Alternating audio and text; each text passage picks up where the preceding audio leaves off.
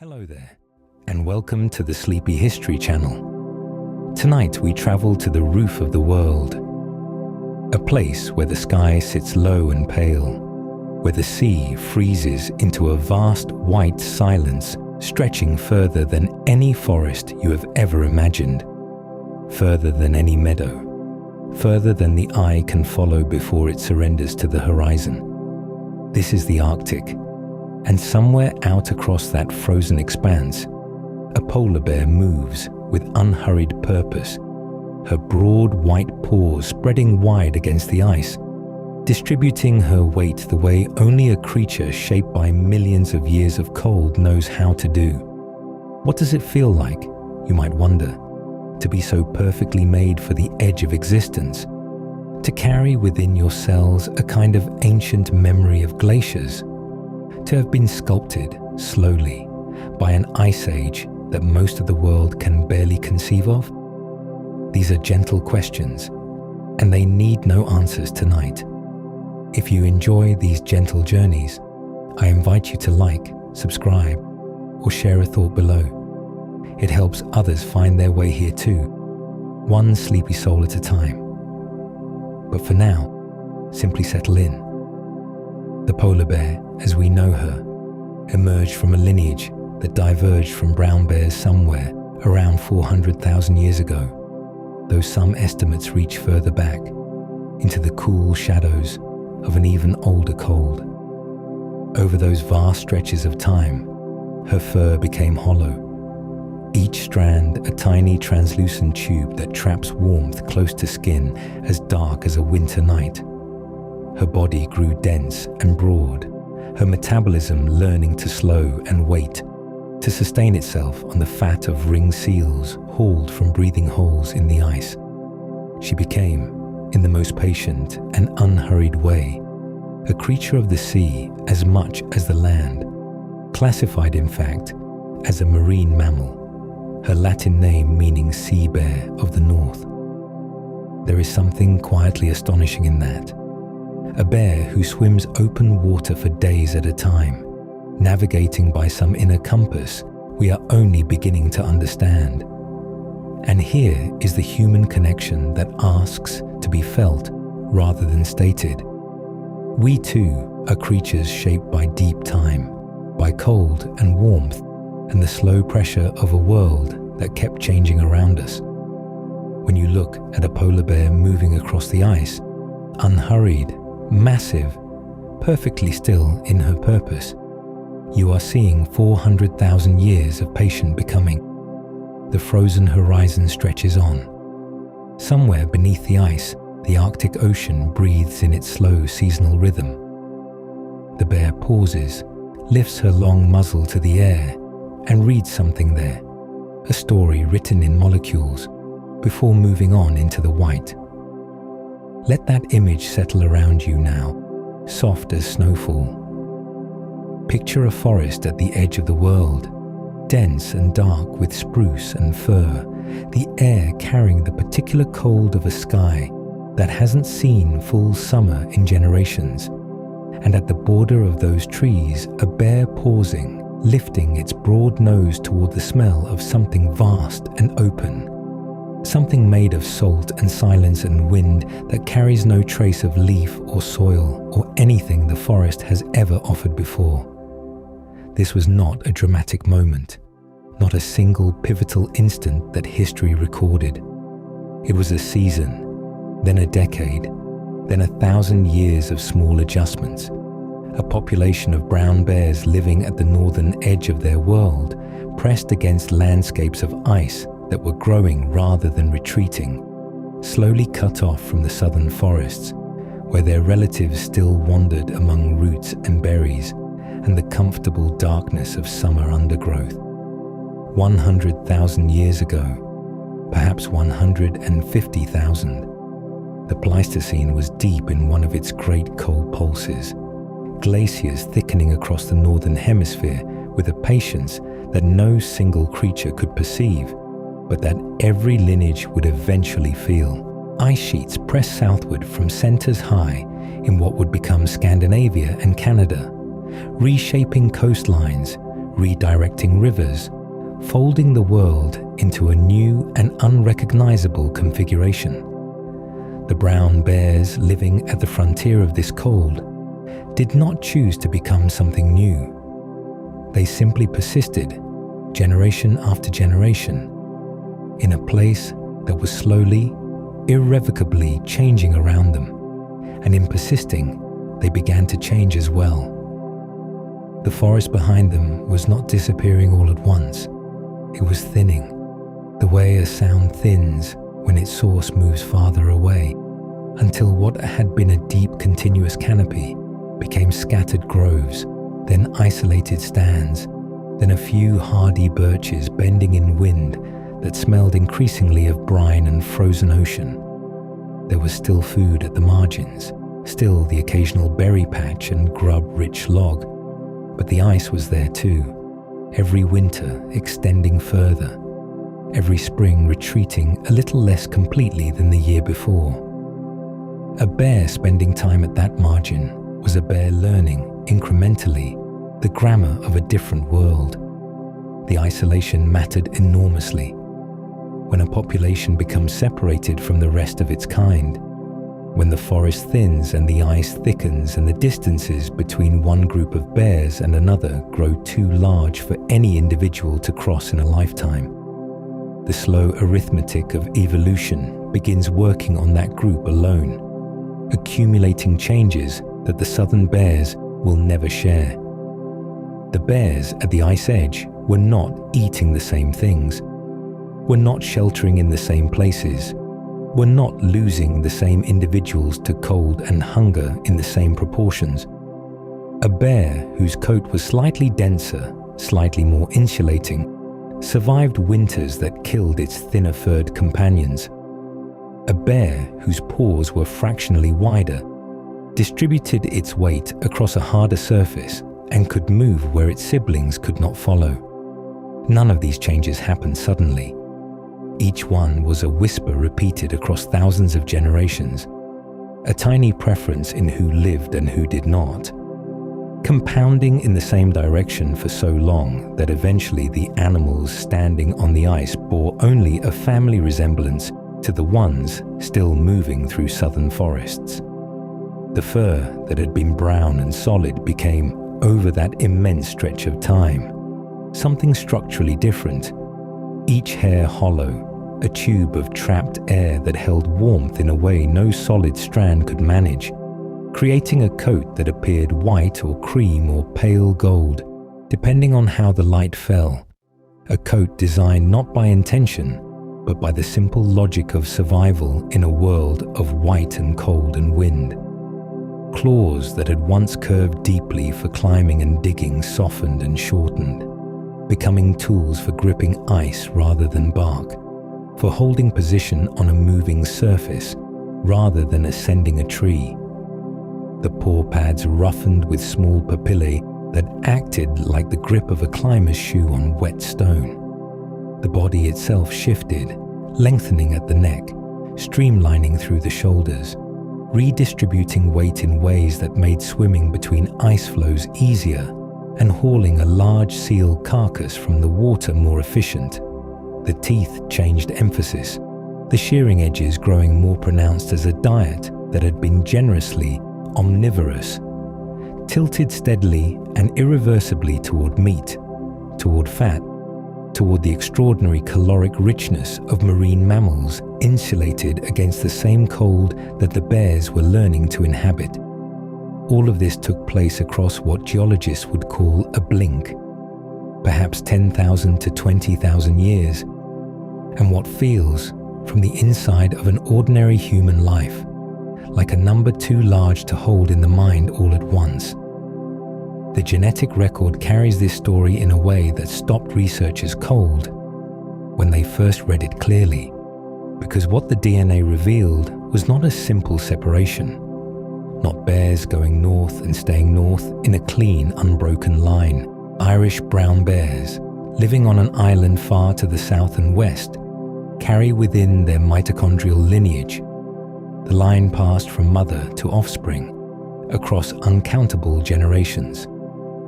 An ancestry that is shared with polar bears, meaning that at some point during the ice ages, populations that had been diverging found each other again, came together in the borderlands where glaciers met retreating forests, and their offspring survived to carry a mixed inheritance forward into the future. The line between polar bear and brown bear is more like a braid than a wall. Two populations that separated and touched and separated again across the long pulse of the Pleistocene, each contact leaving a trace that a scientist in a modern laboratory can read with something close to quiet amazement, recognizing in a stretch of ancient DNA the record of a meeting that took place perhaps 50,000 years ago on ground that is now ocean floor. Even today, where grizzly bears and polar bears meet at the retreating edges of Arctic habitat, they sometimes produce offspring that are fertile, that can themselves reproduce, that carry both inheritances forward into whatever world is arriving. This is not a curiosity. It is the continuation of a conversation between lineages that has been ongoing for tens of thousands of years, written in the oldest possible language. When you think about your own ancestry, the way it braids and tangles across generations and geographies, the way identity is always more layered than any simple story allows, you are touching something that life has been practicing for far longer than our species has been asking the question. The polar bear emerging from the brown bear is not a departure. It is a deepening, a population finding out what it was already capable of becoming, given enough time and enough cold and enough pressure from a world that kept changing its terms. And then there is the moment, singular and unhurried, that all of this change was building toward, the moment when a bear, not the first polar bear in any clean categorical sense, but some bear in that long gradation between brown and white, between forest edge and open ice, stepped away from the last dark line of trees and walked out onto the frozen sea and did not turn back. The ice beneath those paws would have felt different from anything the bear's body had encountered, smooth in ways that Earth is never smooth, carrying sound differently, smelling of brine and open water, and the faint, distant exhalations of the ocean moving beneath a surface that was thick in some places and dangerously thin in others. The bear would have moved carefully, reading each surface before committing weight, the wide paws distributing pressure across a medium that could hold or could give without warning. The cold at -40 degrees would have been everywhere, not arriving from a direction, but simply present, ambient, as unremarkable to this animal as warmth is to us on a mild afternoon. And then, somewhere out in that white expanse, perhaps carried on wind from a long distance, the smell of something alive and warm and wet, a breathing hole in the ice, a small dark circle of open water where a ringed seal surfaced regularly to fill its lungs, a place where the boundary between the frozen world above and the liquid world below was thin enough to reach across. What happened next required no invention and no intention beyond what the bear already carried. Patience, stillness, the ancient predator's capacity to become part of the landscape while remaining alert, to wait in cold for as long as waiting was required. The seal would surface, the bear would act, and in that action, however the first attempts resolved, however many mornings of unsuccessful waiting accumulated before the first success, a way of living was beginning that would be refined across 10,000 more generations until it became one of the most specialized and quietly extraordinary hunting partnerships between a mammal and a frozen ocean that the living world has ever produced. The forest had already fallen away behind. The ice stretched out ahead, enormous and still and lit by a low sun that colored everything the pale gold of early winter.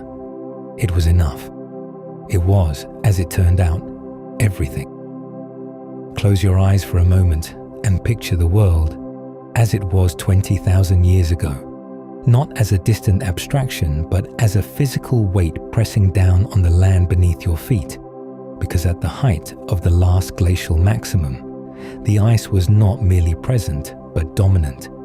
Not a thin seasonal crust, but a mountain range of frozen water stacked 2 miles high over what is now Canada and northern Scandinavia, so massive that the sheer gravitational pull of that ice distorted the shape of the planet's crust beneath it, depressing the bedrock hundreds of feet into the mantle the way a sleeping body presses into soft ground.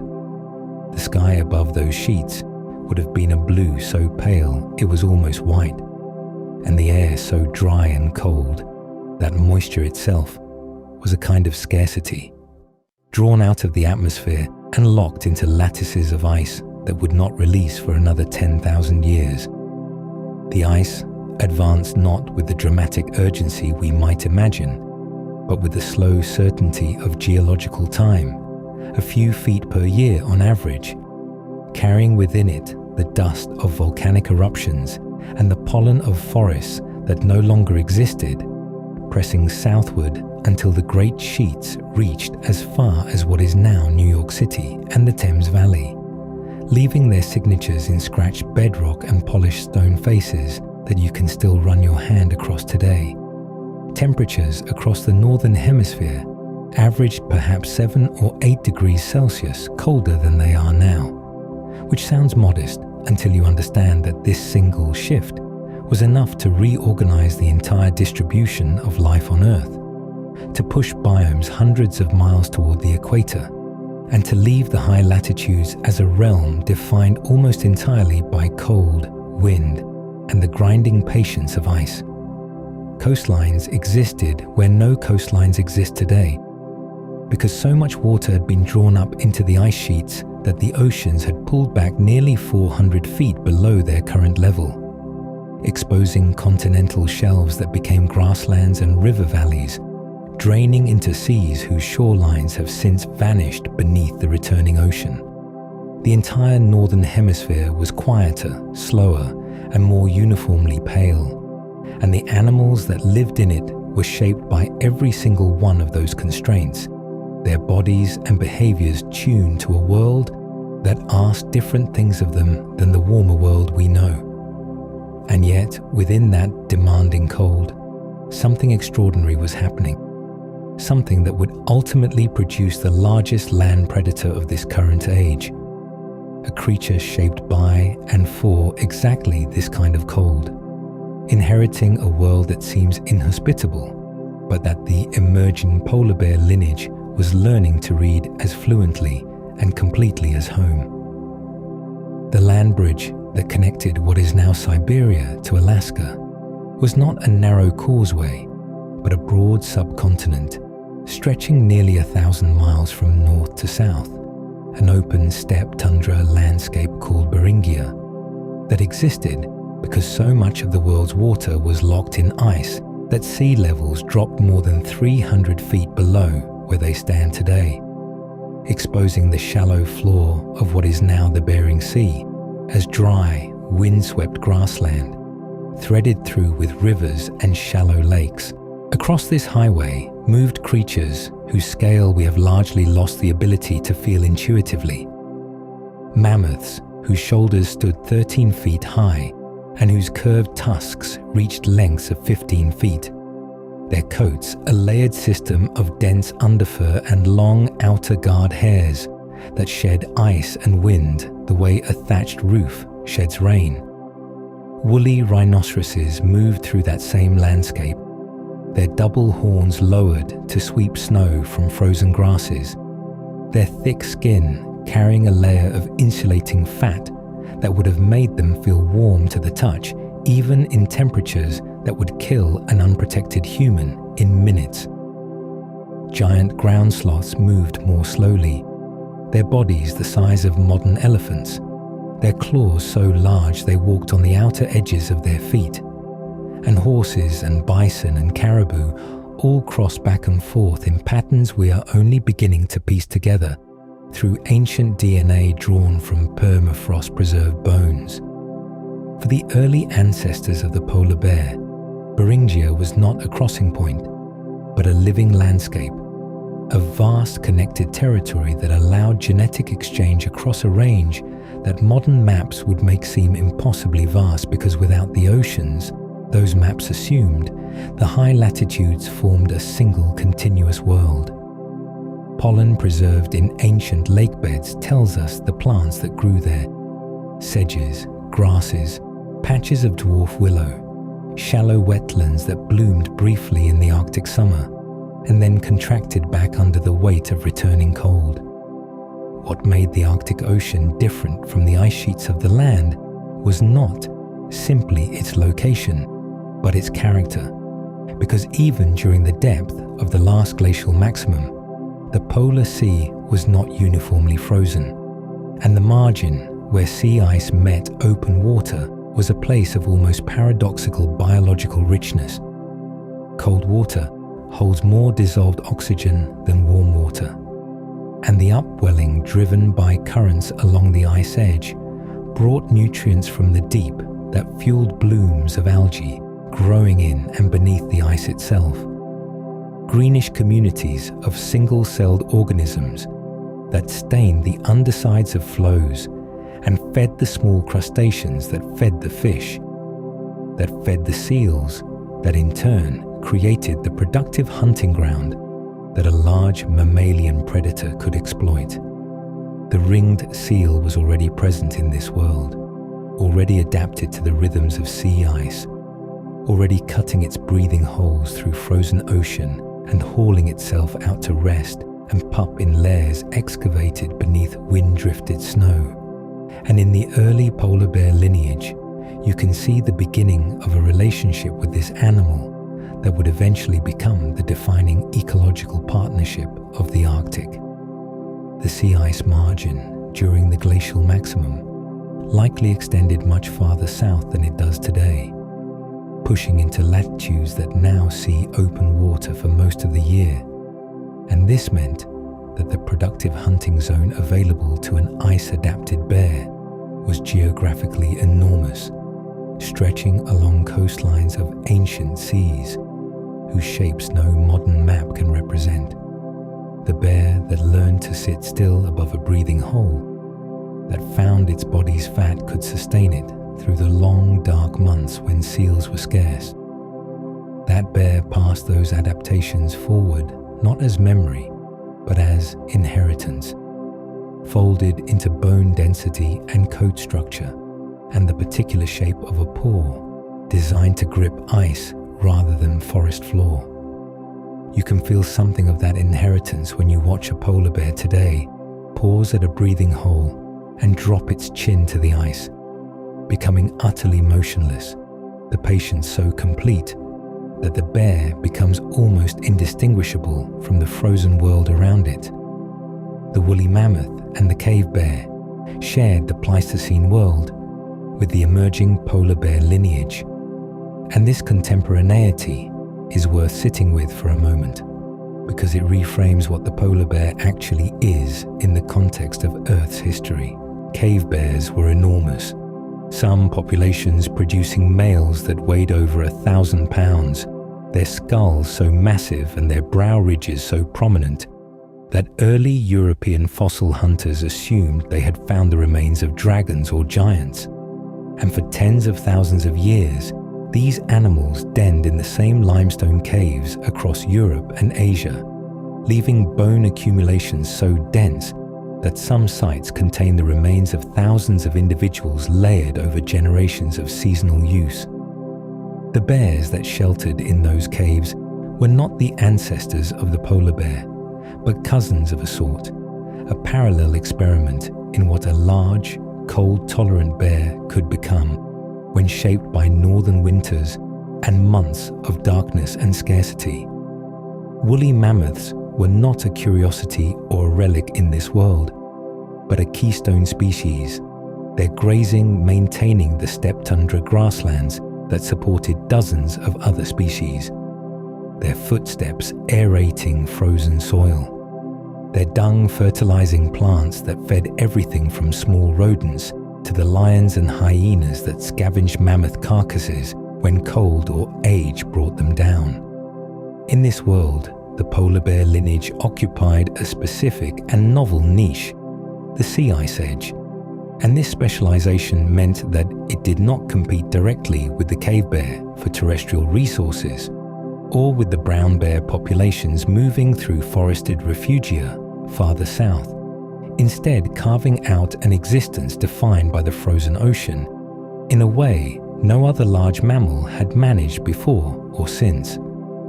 The mammoths left their mark in the permafrost as perfectly preserved carcasses, and sometimes in those frozen animals, scientists find traces of the world they lived in. The grasses still in their stomachs, the flowers still between their teeth, the last meal of an animal that walked into cold 10,000 years ago and never walked out. A stillness that makes that distance feel suddenly negotiable. When the glacial world finally began to release its grip, the warming came not as a single smooth transition, but as a series of lurches and pauses spread across several thousand years, a gradual reconfiguration of ocean currents and atmospheric patterns that shifted the distribution of rainfall and temperature in ways that cascaded through every ecosystem on Earth. The great megafauna fell away species by species across this transition, the woolly mammoth surviving in isolated pockets until perhaps 4,000 years ago on an Arctic island, the cave bear disappearing from Europe around the time the first modern humans were painting their likenesses on cave walls, the giant ground sloths of North and South America vanishing in a window that aligns uncomfortably with the arrival of human hunters carrying stone-tipped spears into landscapes where these animals had never encountered that particular danger. The end Pleistocene extinctions removed roughly 3/4 of the large mammal genera from North America alone, and what remained was a world that felt emptier at large scales, the vast herds replaced by smaller populations of the survivors, the niche spaces left by extinct giants reorganizing slowly around the survivors. The land bridge sank beneath the rising Bering Sea as the ice melted, cutting off the genetic exchange between Siberian and North American populations of dozens of species, separating lineages that had been continuous populations into island groups now evolving on either side of a new ocean strait. The polar bear survived all of this because the sea ice did not entirely disappear, because the Arctic Ocean retained enough cold and enough frozen margin to sustain the seals and the ice edge ecology that the bear lineage had spent so many generations mastering. It emerged from the Pleistocene as one of the last truly great megafauna, carrying in its 400-pound body and its dense layered coat and its vast metabolic patience, the entire inheritance of an ice age world that no longer existed around it, a living document of a vanished age still doing exactly what it was shaped to do, reading the ice and the seal breath and the long Arctic dark as fluently as any of its Pleistocene contemporaries ever read the cold grasslands and the frozen rivers that are now, quietly, beneath the sea. Imagine pressing your bare palm flat against a pane of Arctic ice, feeling the cold move through skin and muscle and settle somewhere deep in the bone, and then hold that sensation for just a moment before letting it go, because the animal resting at the edge of your awareness right now never lets it go, never flinches from it, never retreats from that cold into somewhere warmer, because for this bear, the cold is not an obstacle to living, but the very medium of it, the element it was shaped by and shaped for across hundreds of thousands of patient years. And the body that emerged from all that shaping is one of the most quietly astonishing pieces of biological engineering that the long experiment of life on Earth has ever produced. worth settling into slowly, worth turning over the way you might turn a smooth stone in your hand, feeling each surface before moving to the next. Begin with the fur, because the fur is where the strangeness starts, where the first quiet miracle announces itself to anyone willing to look closely enough. Each individual guard hair on a polar bear's coat is not white in the way that paint is white or snow is white, meaning it carries no white pigment at all, none, not a trace. And if you were to hold a single hair against a dark background and examine it in isolation, you would find it hollow and translucent, closer in structure to a tiny clear tube than to anything you might think of as a colored strand. And when light travels into that hollow shaft, it scatters and bounces and diffracts, so that what reaches your eye from the surface of the coat is brightness and the appearance of whiteness, a visual effect born entirely from physics, rather than from any pigment the bear's body ever manufactured or stored or carried. The guard hairs lie over a dense undercoat of shorter, crimped, woolly fibers that trap a layer of warmed air directly against the skin, a private atmosphere the bear carries wherever it walks, wherever it swims, wherever it waits motionless at the edge of a seal's breathing hole in air cold enough to freeze exposed tissue in minutes. And together, the two layers create an insulating envelope so complete and so efficient that heat generated inside the bear's body has almost nowhere to go, no easy path of escape outward into the killing cold.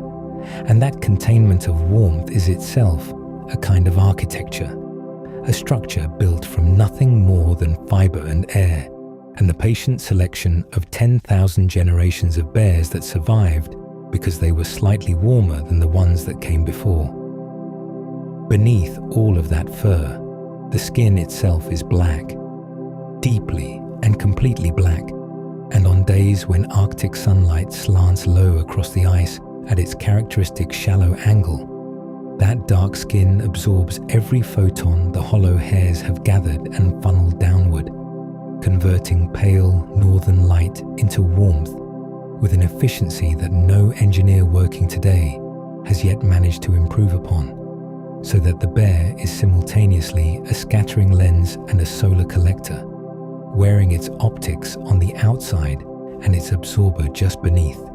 Two systems working together across the span of a single body to pull warmth from a sky that offers very little of it, and the elegance of that arrangement, arrived at not through any deliberate design, but through the long accumulated pressure of selection across cold millennia, is the kind of thing that can stop a breath mid-exhale if you let yourself sit with it.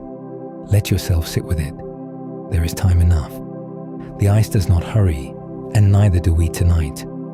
Beneath the black skin lies the second great insulation, a layer of fat that can reach 4 inches in thickness across the bear's flanks and haunches, a reservoir of stored energy so dense that a large adult male may carry more than 400 pounds of it distributed across his body like a living quilt, enough metabolic fuel to sustain months of fasting, enough thermal mass to resist the cold the way a stone wall resists wind, slowly and completely and without any visible effort or complaint. This fat is not surplus. It is structure. It is the bear's answer to a world where prey disappears and temperatures fall to minus 30 degrees Celsius or lower, and the darkness arrives and stays for months. And every ounce of that stored warmth was earned through the bright, brief season of summer hunting, built from the seals caught at breathing holes and leads and haul-out edges, consumed methodically and transformed by the bear's slow biochemistry into a reserve it can draw on across the long, dark, foodless months ahead. When you think of that fat layer not as something soft, but as something as deliberate and purposeful as the hollow hairs above it, the whole picture of the bear shifts into a different kind of clarity, and you begin to see not an animal enduring cold, but an animal that has made cold essentially irrelevant, that has built around itself a wall so complete and so layered that the bear's core temperature stays stable at around 37 degrees Celsius, even when the world outside its skin sits at -30, a gap of nearly 70 degrees held across the thickness of fur and fat and black skin, held without shivering, without the desperate metabolic scrambling your own body would need to manage even a fraction of that difference. There is something genuinely settling in that image, the idea of a living creature carrying its own warmth so completely and so securely that the cold pressing in from every direction simply cannot reach the center. And if you find yourself drawn towards some quieter version of that quality in yourself, some inner place that the world's cold cannot easily reach, that is not an accident but an invitation, and you are welcome to rest there for a while. The paws are the third revelation, and they are worth considering with some care because they tell a story about what the polar bear is in the process of becoming across time. A story that is still unfinished, still in motion, a sentence the world has not yet completed. A polar bear's front feet are enormous, disproportionately large even for an animal that may weigh 700 pounds or more, and they are covered on the underside with small rough papillae, tiny projections that grip ice the way a climber's shoe grips rock, preventing the slipping and scrambling that would exhaust any other creature on that glassy tilting surface. And when the bear walks across sea ice, those wide feet spread the animal's weight broadly across a surface that might crack under concentration, functioning as natural snowshoes that allow something immense to move with a gentleness that seems almost implausible until you have seen it. But those same feet, those snowshoes, fold into wide, slightly cupped paddles the moment the bear enters the water. And in water, the polar bear moves with an ease that consistently surprises everyone encountering it for the first time, swimming steadily at around 6 miles per hour, crossing open leads of 50 miles or more between ice floes, diving and surfacing with a calm that suggests the ocean is simply another version of home. This dual capability is exactly why taxonomists classify the polar bear not as a land mammal that occasionally swims, but as a marine mammal, placing it in the same broad category as seals and walruses and whales, animals that have given themselves so completely to the sea that the sea has become part of their fundamental identity. And the paws are the most visible sign of that belonging. A foot that is simultaneously a snowshoe and a paddle, that is not fully committed to either world, but holds both with equal fluency, and that in-between state, that perfect amphibious capability, is itself a kind of wonder that deepens the longer you hold it in mind. A body caught mid-transition across geological time, neither fully land nor fully sea, perfectly at home in both. Your breathing has slowed by now, probably without your noticing. That is exactly where you are meant to be. When food grows scarce, when the ice retreats, and the seals become difficult to find, the polar bear does something that no other large land predator manages with such completeness or such calm. It slows, not into the deep unconsciousness of true hibernation, which would leave the bear vulnerable and immobile and unable to respond to an opportunity that might present itself, but into a state that researchers have come to call walking hibernation, a partial and deliberate throttling back of the metabolic rate that allows the bear to reduce its energy expenditure significantly, while still moving, still breathing, still alert, still capable of sudden coordinated action. The heart rate falls. The body temperature drops by perhaps a degree or two, just enough to reduce the cost of maintaining warmth without surrendering the fundamental stability that keeps the bear functional. The digestive system quiets to almost nothing.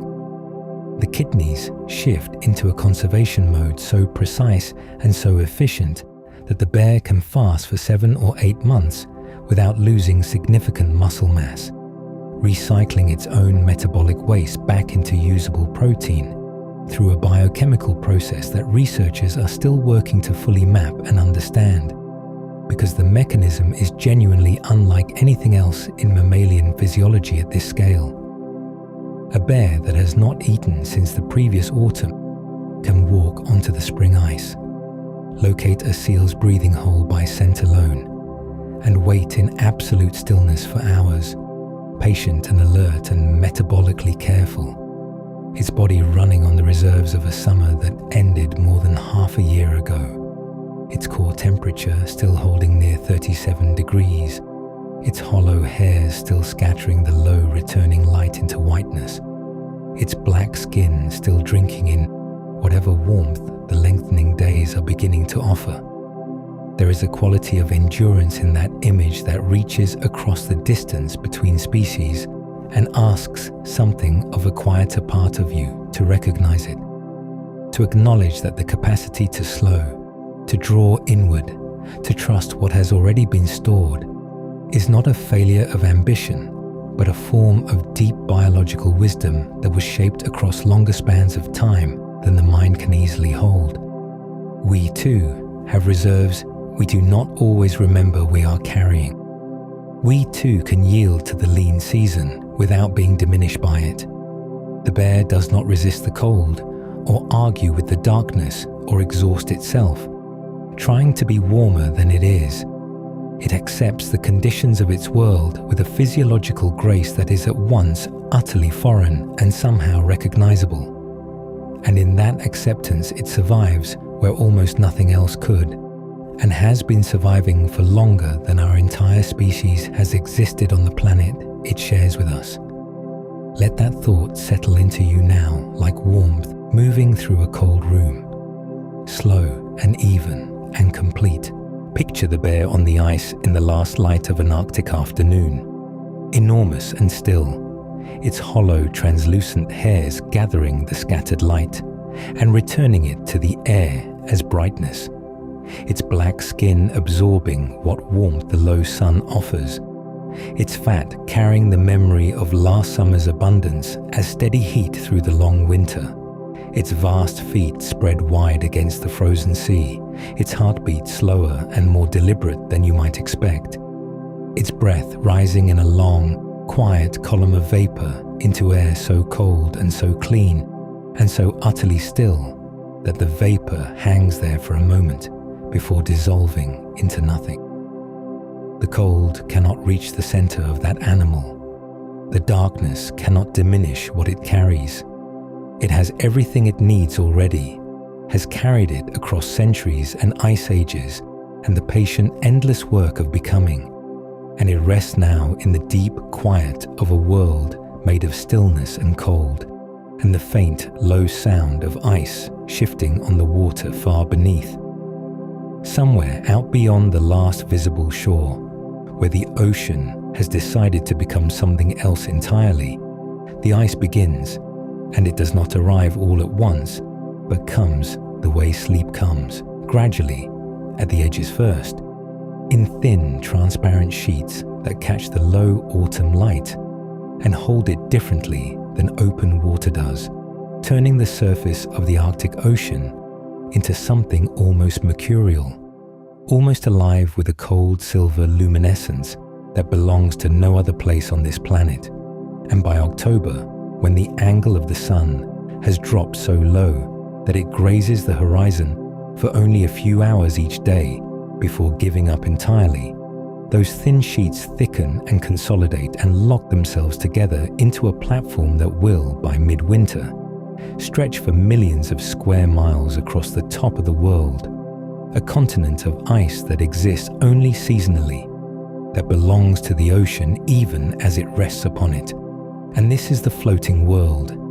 This is the place the polar bear has been moving toward since the cold first deepened, drawn northward from the land by something older than memory, something written into the very architecture of its body, and you can let yourself feel the vastness of it.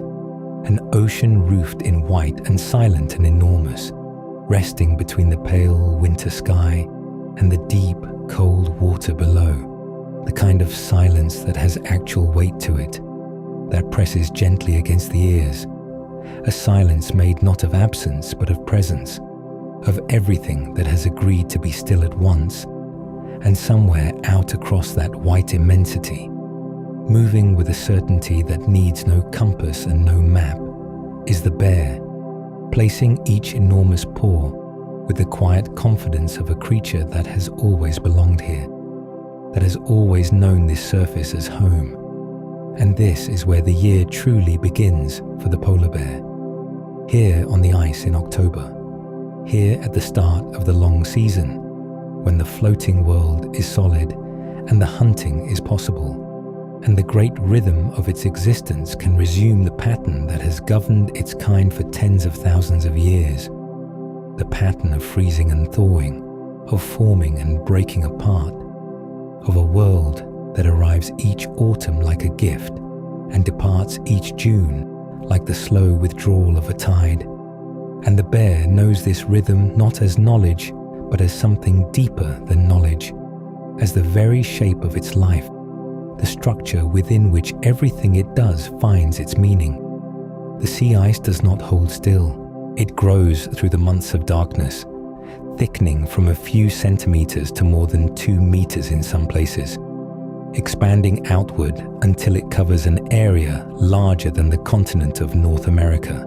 And then, beginning in April, when the light returns with a swiftness that can feel almost violent after so much dark, it begins to retreat, first at the margins where ocean currents run warmer, then inward, fracturing into flows and drifting and softening at the edges, until by June, the whole magnificent structure is dissolving back into the ocean it came from, and the bears that have spent 8 months upon it must return to land or find the remaining flows and ride them south, waiting with what appears to be an inexhaustible patience for the cold to come again, for the ice to return, for the year to begin again in the only way the polar bear's year knows how to begin.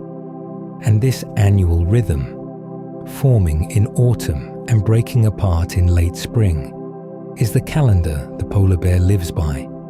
Not the human calendar of months and numbered days, but something older and more fundamental. The rhythm of freezing and thawing, of darkness and returning light. And you might think of the ways your own year has its deep structure beneath the surface structure, the way certain months carry certain feelings regardless of what actually happens in them, the way the body knows before the mind does that a season is changing, and understand that the bear lives this same attentiveness but tuned to a frequency far older and more consequential, because for the polar bear, the coming of the ice is not a mood but a lifeline, not atmosphere but the literal ground beneath its feet. And when the ice forms and the bear steps out onto it, what it is stepping toward, what the whole magnificent apparatus of the floating world exists to provide, is the ringed seal, the small, sleek animal upon which the polar bear's survival has depended for as long as both of them have existed in this form. The ringed seal is the Arctic's most abundant marine mammal, and it is also a creature of the sea ice in a way that mirrors the bear's own dependence on it, breeding beneath it in February and March, giving birth in snow layers excavated above breathing holes, maintaining those breathing holes through the winter by returning to them regularly to keep them from freezing over. And these breathing holes, small circles of open water no wider than a large book, are the places where the polar bear and the ringed seal occupy the same moment in the same world, where the seal surfaces briefly into the bear's cold air and the bear waits above in the bear's cold silence. And the relationship between them is so ancient and so thoroughly woven into the structure of the Arctic ecosystem that it constitutes something like a grammar. The basic rules by which this part of the living world operates, the seal eating the fish and the crustaceans beneath the ice, converting them into the dense, fat-rich body that the bear requires.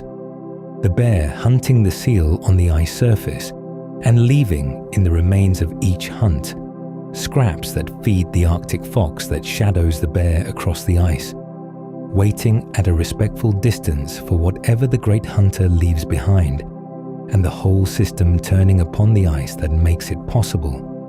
The ice that provides the platform on which this entire community of lives plays out its days, which is why the polar bear's nose has become, over hundreds of thousands of years of selecting for exactly this skill, one of the most sensitive instruments in the natural world, capable of detecting a ringed seal beneath 3 feet of compacted snow and ice, capable of reading the chemistry of a breathing hole the way you might read a page of text, extracting from the molecules in the cold air information about whether a seal has visited recently and whether it is likely to return, and whether this particular circle of dark water in the white ice is worth the investment of hours of absolute stillness that the next part of the hunt will require. Now imagine standing on the ice and watching what comes next. The bear has found a breathing hole. It has lowered itself slowly and with a deliberateness that feels almost ceremonial, and it is waiting. Its nose is close to the ice. Its paws, which span roughly 30 centimeters across, roughly the diameter of a large dinner plate, are flat on the surface. Its pale yellow-white fur blends into the snow in a way that is not quite invisibility, but is as close to it as this world allows, and it does not move. The minutes pass and become an hour, and the hour stretches, and the wind moves across the ice, and the temperature, already far below the freezing point of the water beneath the ice, drops further in the dark, and the bear does not move, does not shift its weight, does not lift its head to look around, does not do any of the things that a human body, cold and uncomfortable and restless, would demand that you do, because the bear is not cold, not in any way that registers as discomfort, and the bear is not restless, not in any way that produces the need to move, and the bear has learned, or inherited, or simply embodies, a patience that has no human equivalent, a capacity for absolute stillness that makes the ice itself seem fidgety by comparison. And biologists who have observed this behavior have recorded individual bears maintaining this motionless vigil for more than 8 hours without moving. 8 hours of stillness on a frozen surface, waiting for a ring of dark water to produce a living seal. And there is something in this that you might recognize from your own experience. Some memory of a moment when you had no choice but to wait, when all the urgency in you had nowhere to go and you had to learn, just for that moment, to let time move around you rather than through you, to be still inside the waiting rather than fighting it. And the bear has made that moment into an entire way of being in the world, has made patience into its primary hunting strategy, has discovered that stillness, absolute and sustained, is more powerful than speed or strength, when what you are hunting can only be caught in the brief instant when it comes up to breathe. When the seal comes and the bear moves, it moves once. The forepaws come down with a force that is both precise and immense, and the moment is over very quickly, resolved in the span of a breath, and then stillness returns to the ice, a different stillness than before, the stillness that follows completion rather than anticipation.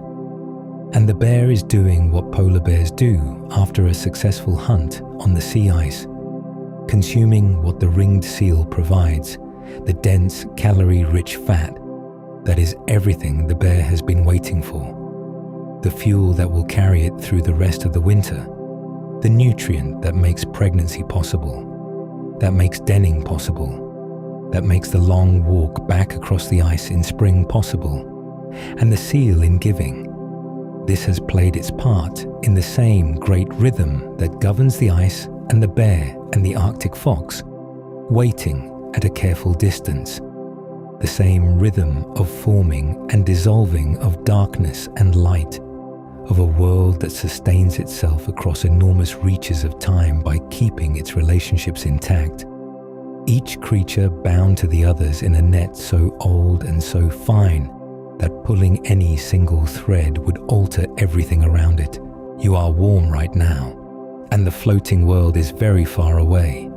And yet, something deep in you recognizes what the ice is like, recognizes the quality of that particular silence, knows the feeling of waiting for something you cannot hurry, and you can carry that knowing with you into the quiet place your body is already gently moving toward, where the breath slows down and the thoughts lose their edges, and the world becomes simple and still and very large as a frozen ocean, as still as a bear standing motionless above a circle of dark water, as patient as the ice itself in its long annual return, forming again and again from the same cold water, the same deep darkness, the same slow turning of the planet that has been turning long enough to grow everything you have ever seen, and to wait, with absolutely no hurry at all, for whatever quiet and unhurried thing comes next.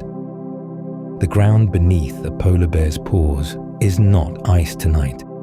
It is tundra, sun-warmed and yielding, carrying the faint green smell of sedge and lichen that drifts up through still air like something ancient trying to remember itself. The ice has retreated now, pulling back toward the pole like a tide that will not return for months, and the bear has followed the shoreline until the shoreline was all that remained.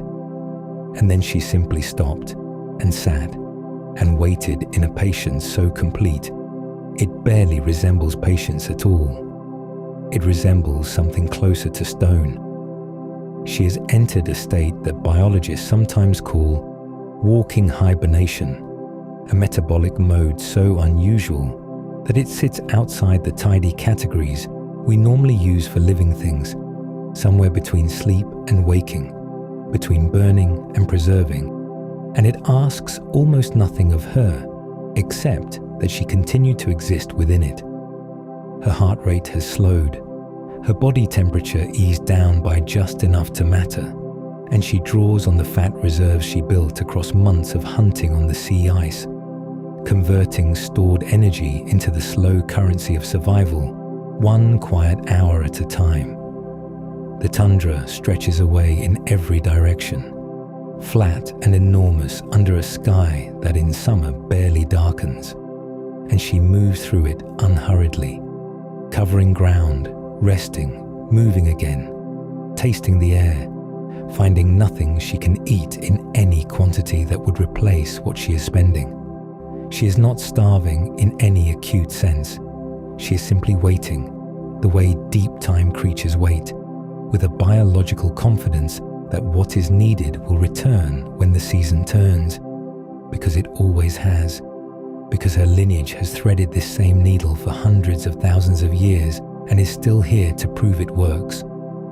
Her body does not panic into muscle loss the way most fasting mammals eventually do. Instead, it holds its lean mass with a biochemical precision that researchers are still working to fully understand, burning almost exclusively from fat stores, even as weeks slide past and the long summer light wheels overhead without truly darkening.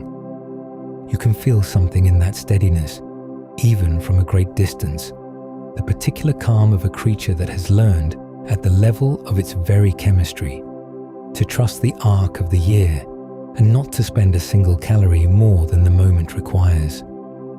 By the time the first hard frosts arrive in autumn, something has shifted in her. The waiting is no longer passive. She begins to move with a different kind of attention, reading the landscape not for prey, but for topography, for the right slope, the right depth of snow, the right angle of drift that will allow her to excavate a space The world will then seal shut around her for months. She digs, and the den she makes is modest by any standard other than its purpose. A tunnel perhaps 2 meters long, ending in a chamber just large enough to contain her body curled against itself. The whole structure oriented to trap warmth and exclude wind. Inside that finished den, once the snow has packed and insulated around it, the temperature will hover somewhere just below freezing, perhaps -1 or -2 degrees Celsius.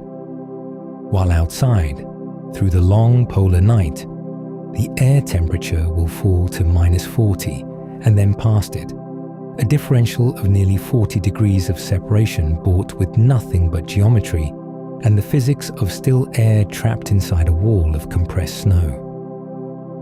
She did not study thermodynamics. She carries the knowledge in older ways, in the shape of choices her ancestors made, in the angles that worked and the angles that did not, filtered through countless generations until what remains is a behavior so reliably correct it looks, from the outside, indistinguishable from wisdom. She settles into the dark, her body slows further, and the weeks begin to pass around her like water around a stone on a riverbed, moving, touching, leaving no mark on the stone itself. She does not dream the way we might imagine, or if she does, there is no way to know it. What can be known is that her breathing slows to a pace that seems almost sculptural, and the chamber holds its temperature, and time continues without her participation in it. The den holds, the snow falls above it, and seals the last seam of light, and the world outside is enormous and cold and entirely without mercy, and inside the chamber it is dark and close and warm enough, and that is all that is needed. In December, in the absolute darkness of the Arctic midwinter, she gives birth.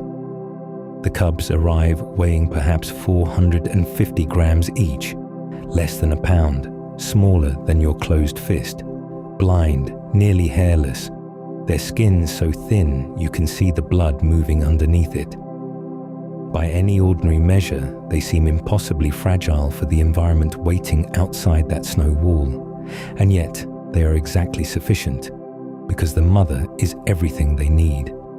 She has not eaten in roughly 4 months at this point, and she will continue fasting for months more.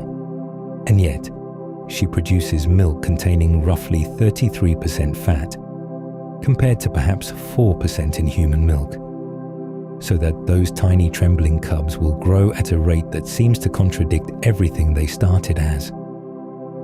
The warmth she provides is not incidental to their survival. It is the entire architecture of it, her body the den within the den, the heat source that never fails, the metabolic engine running on reserves accumulated across an entire year of hunting, so that these cubs can exist through a winter they will not even remember. There is something in this that reaches past biology into something harder to name. The idea that one body can store up enough of everything to give another body its beginning, that the surplus of one season can become the foundation of an entirely new life, carried forward in warmth and fat-rich milk through the longest and darkest months the planet offers.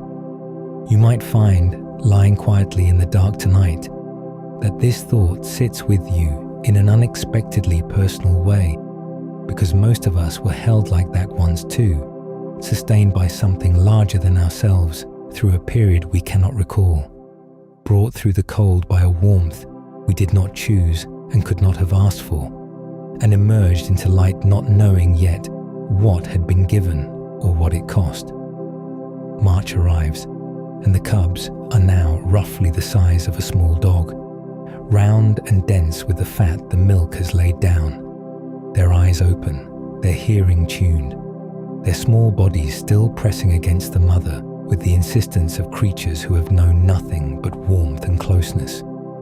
She begins to dig upward, and the exit she opens admits a thread of light so foreign to everything the cubs have known that they press back briefly into the warmth of the den, before curiosity overcomes caution, as it always does, as it always must.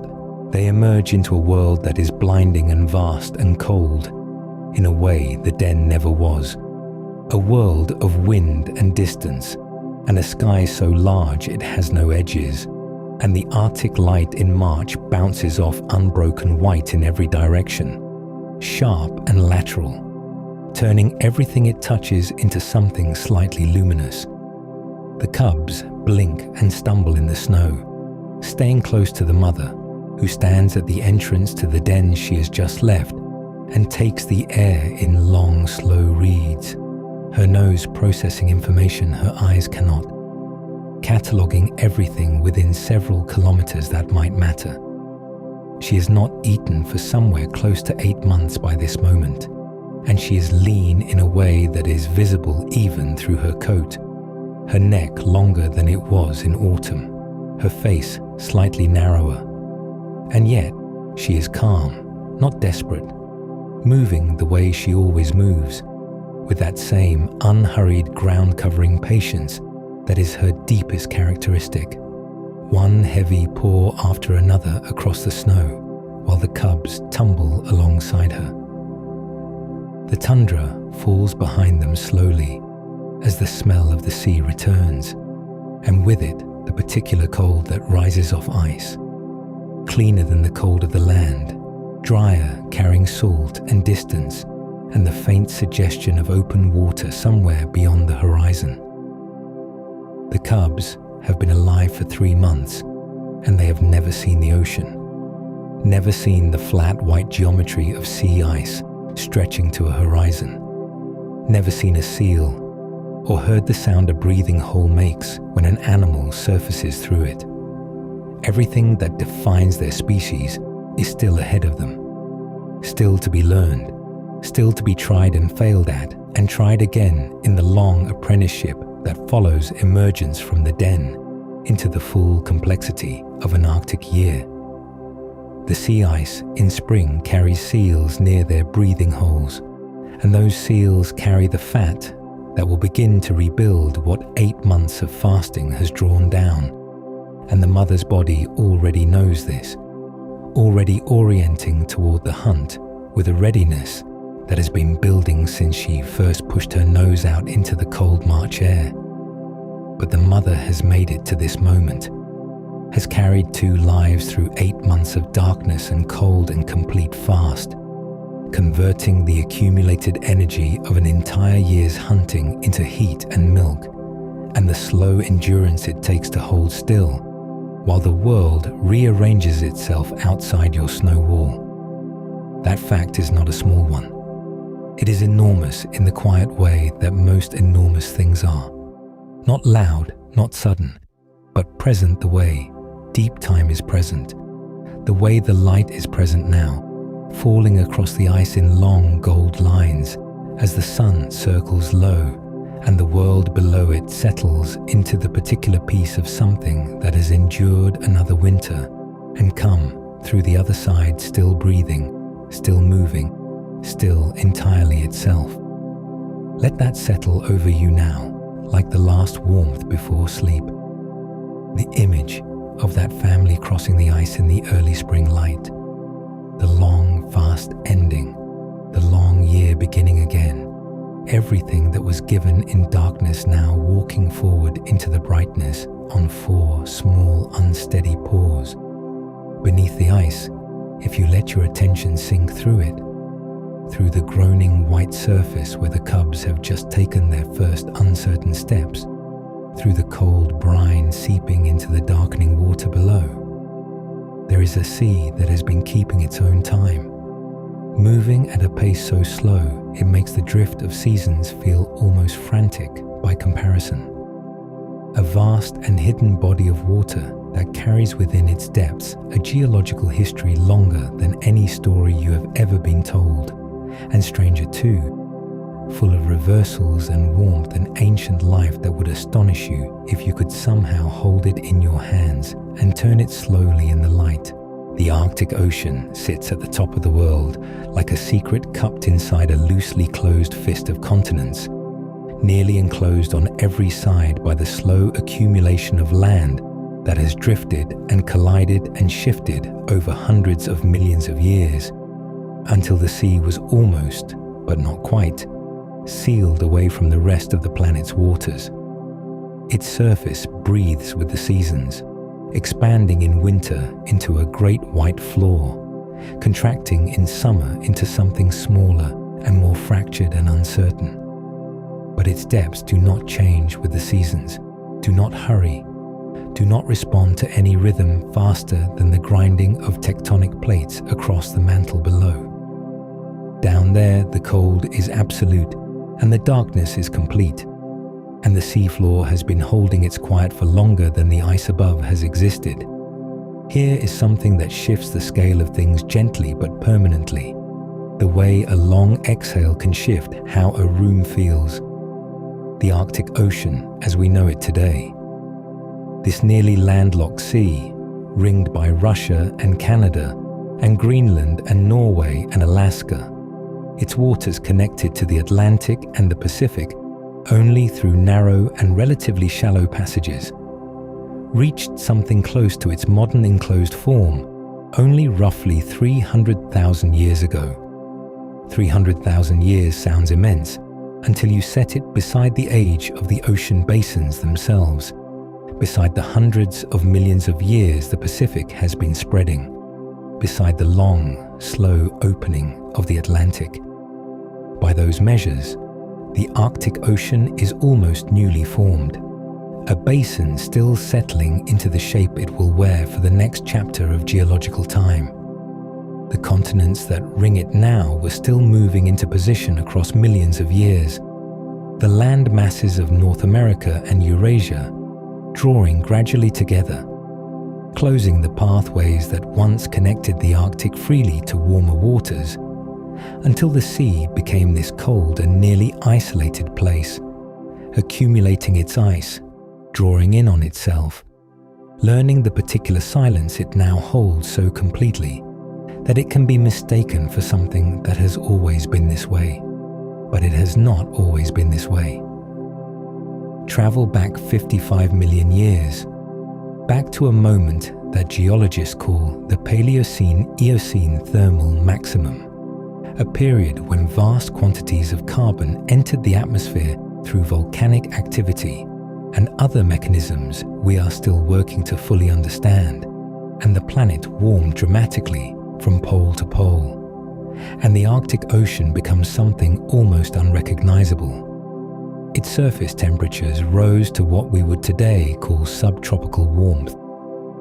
Crocodilians, ancient relatives of the animals that still move through tropical rivers in equatorial Africa and South America, swam in Arctic waters during that warm and alien chapter, their bodies suited to temperatures we associate with places thousands of miles from any polar region. And floating on the surface of that warm polar sea was a mat of tiny ferns, a genus called Azolla, drifting across the water in great green expanses, photosynthesizing under a polar sun that in those latitudes never quite set during the summer months. Fossils of those ferns have been recovered from Arctic seafloor sediments, pulled up in cores drilled down through the layers of time that have accumulated on the ocean floor. Small and perfectly preserved ghosts of a world 55 million years removed from this one, pressing gently against the present through the medium of mud and darkness and extraordinary geological patience, to hold that image in the mind. A warm sea at the top of the world, crocodilians moving through the shallows, Azolla ferns green and drifting in the polar light, is to feel something shift quietly inside the way you understand permanence. The cold that the bears were born into, the ice that the cubs stepped onto this very morning, is not the eternal condition of this place. It is a phase, a chapter, a particular arrangement of climate and geography and atmospheric chemistry that has been in place for a geologically brief span of time and will, eventually, be replaced by something else again, something neither warmer nor colder than today's Arctic, but simply different, shaped by forces that operate far beyond any single lifetime's horizon. Then came the long cooling that brought us here. After the warmth of the Paleocene-Eocene, the planet began a slow descent, not smooth or linear, but gradual on the larger scale, punctuated by oscillations and wobbles and temporary warmings, toward the cold that now defines the polar regions.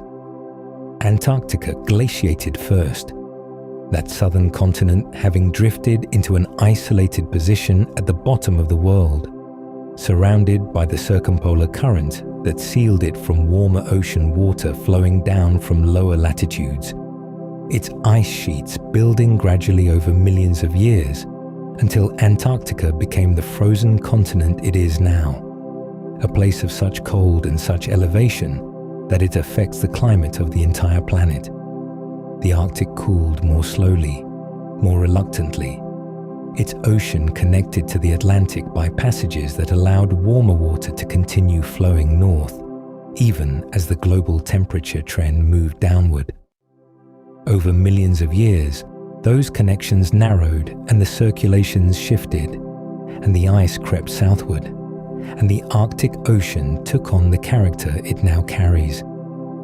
Permanently cold, seasonally ice-covered, its great surface a reflector of sunlight back into space, a feedback loop that keeps the North cold once it has become cold, the ice itself helping to maintain the conditions that allow ice to persist. Every winter the bear has ever known, every night the female has spent in her den, is the latest breath of that immense and ongoing exhalation. The planet still settling in its unhurried way into the cold arrangement that the last several million years have slowly constructed. There is something quietly humbling in sitting with that, in understanding the ice not as a fixed and permanent thing, but as a moment in a much longer story that began warm and may, in its own time, become warm again. On the floor of the Arctic Ocean, in the sediments of the abyssal plain that lies deeper beneath the surface than the tallest mountain ranges rise above it, there are pockets of frozen methane. Methane hydrates, sometimes called fire ice, ancient carbon locked into the seafloor under conditions of cold and pressure that have persisted for millions of years. These hydrates are remnants of organic material, the slow rain of biological debris that has been falling through the water column across geological time. The bodies of organisms too small to see and too numerous to count, settling into the mud at the ocean floor, compressed over centuries and millennia into a crystalline lattice of water molecules holding gas within them. They are neither rock nor ice exactly, but something in between, stable only as long as the cold and pressure that formed them are maintained. They are, in their quiet way, the ocean's memory. Carbon, laid down across millions of years of biological life and death, now held perfectly still in the dark, waiting in a patience that makes even geological time feel hurried.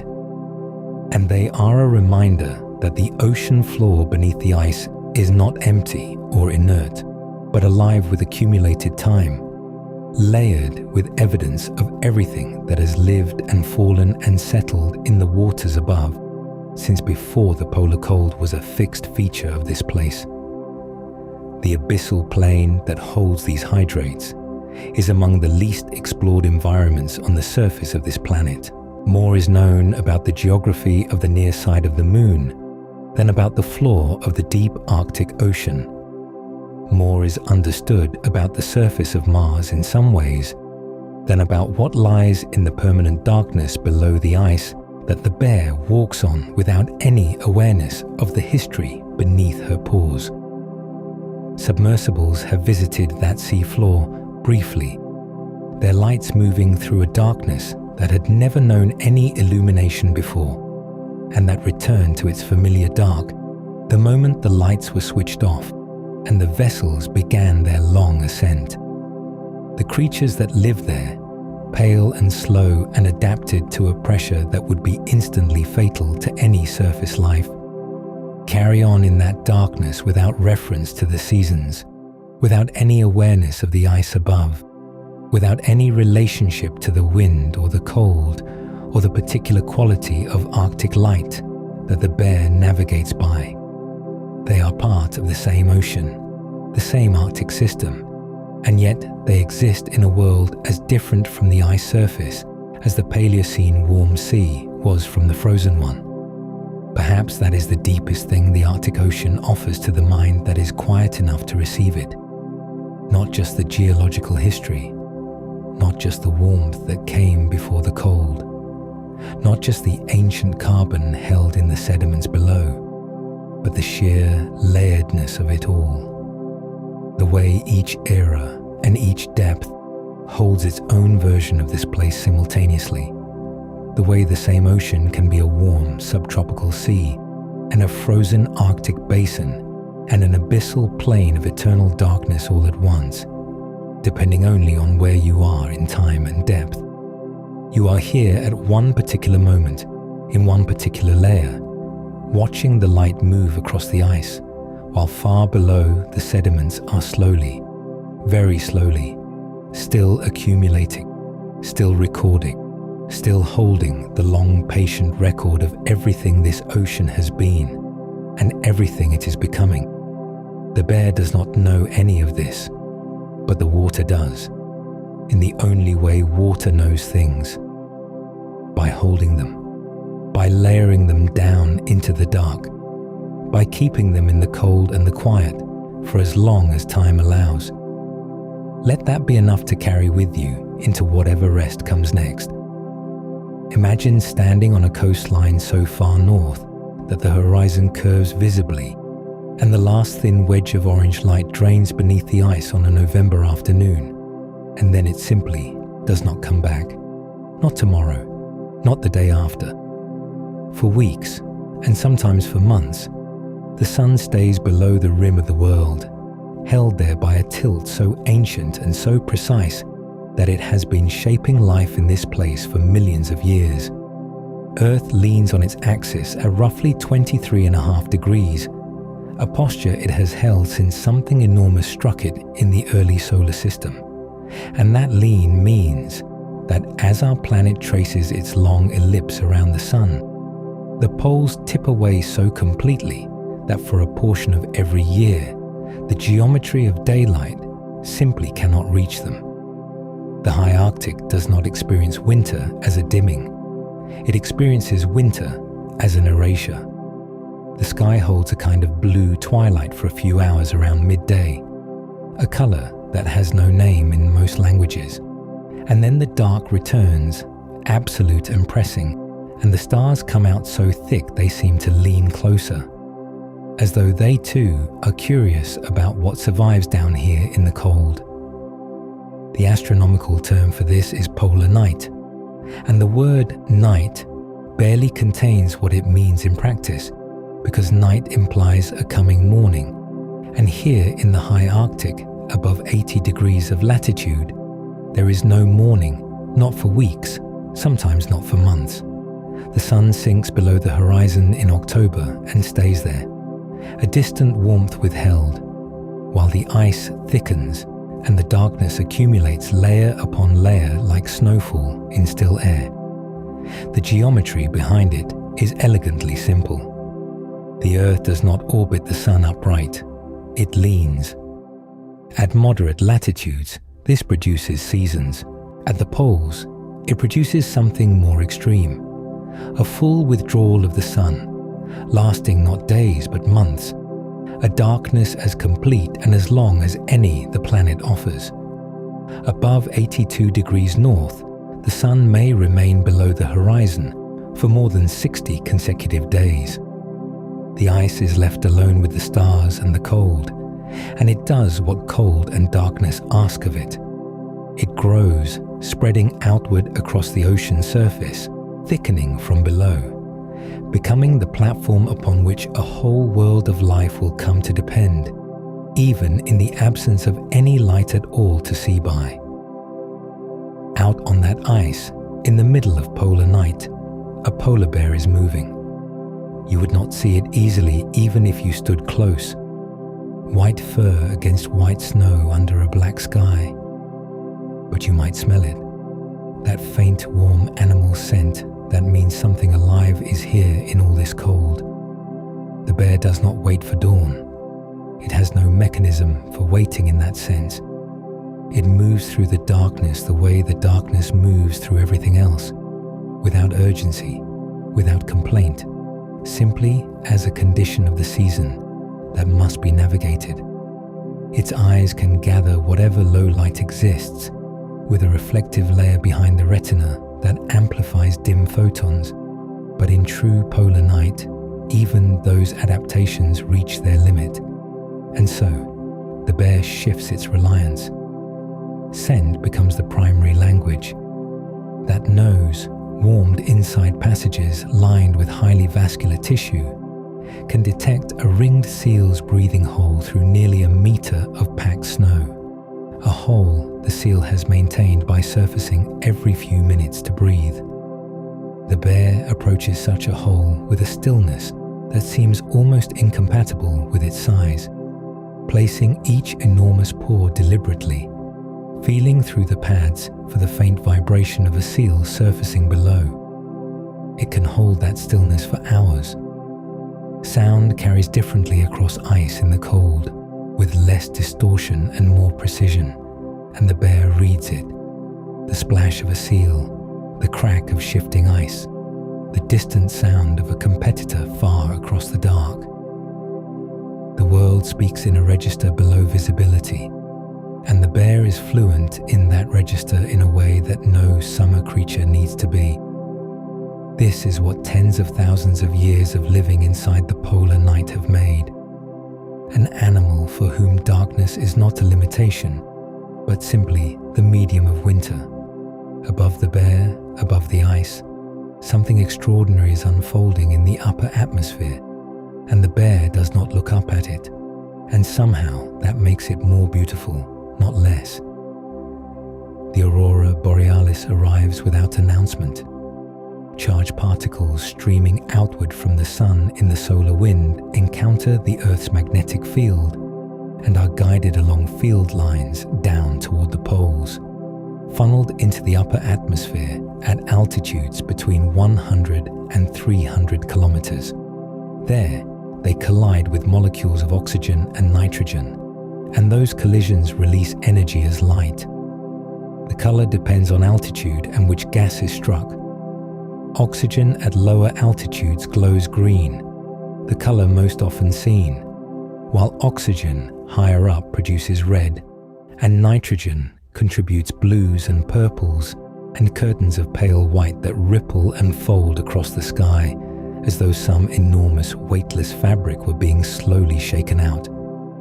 There is something quietly astonishing in knowing that the sun, withheld below the horizon for months, is still reaching here, still sending its energy into this darkness, still writing its signature across the sky above the bear and the ice and the seal's breathing hole. The sun never fully lets go. It sends its particles ahead like an outstretched hand, and the planet's magnetic field catches them, and the result is green fire draped across the top of the world, washing over white fur in a color the bear cannot name and does not need to.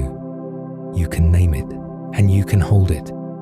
The image of a polar bear walking below an aurora on a planet that is always, even in its darkest season, still in conversation with its star. Then the calendar turns, and something changes. In February, a hairline of pale orange appears on the southern horizon.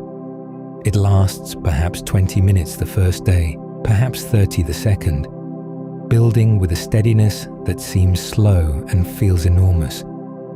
The arc of returning light widens a little each day, climbs a fraction higher, and at these latitudes, the change accumulates quickly.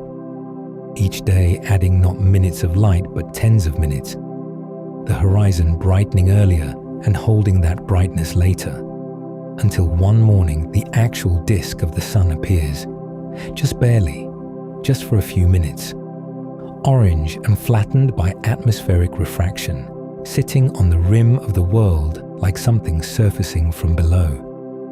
You may have felt a version of this yourself, smaller in scale but recognizable in kind. The way a single clear afternoon in the depth of January can feel like a door swinging open. The way late winter light carries a quality that December light does not. Something in the angle and the warmth of it that your body understands before your mind does.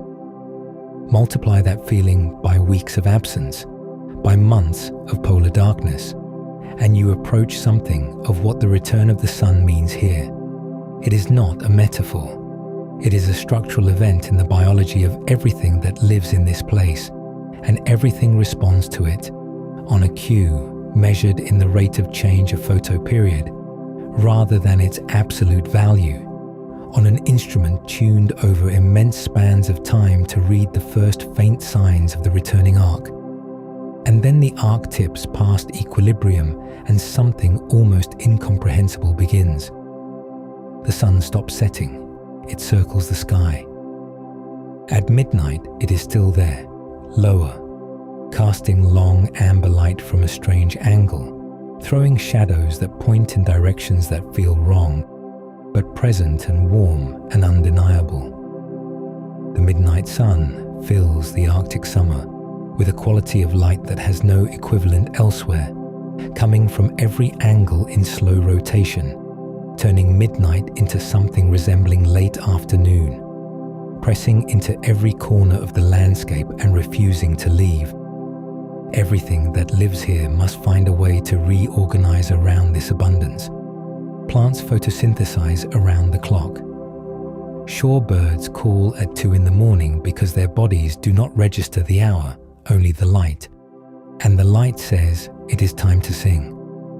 The biological clocks that in winter ran on cold and endocrine memory are given back their anchor, and they run fast, cramming a season's worth of urgency into the brief window when the ice is open and the world is warm. For the polar bear, the midnight sun brings its own kind of pressure. The hunting season on sea ice is narrowing. The ice edge retreats northward as the ocean absorbs summer warmth. There will come a day when the ice becomes too thin and too broken to hunt from, and the bear will make the long cold swim to land and settle into the waiting of summer, living on reserves and patience while the sun turns overhead in its slow circle, and the months contract toward autumn, and the moment when the ice will begin to form again.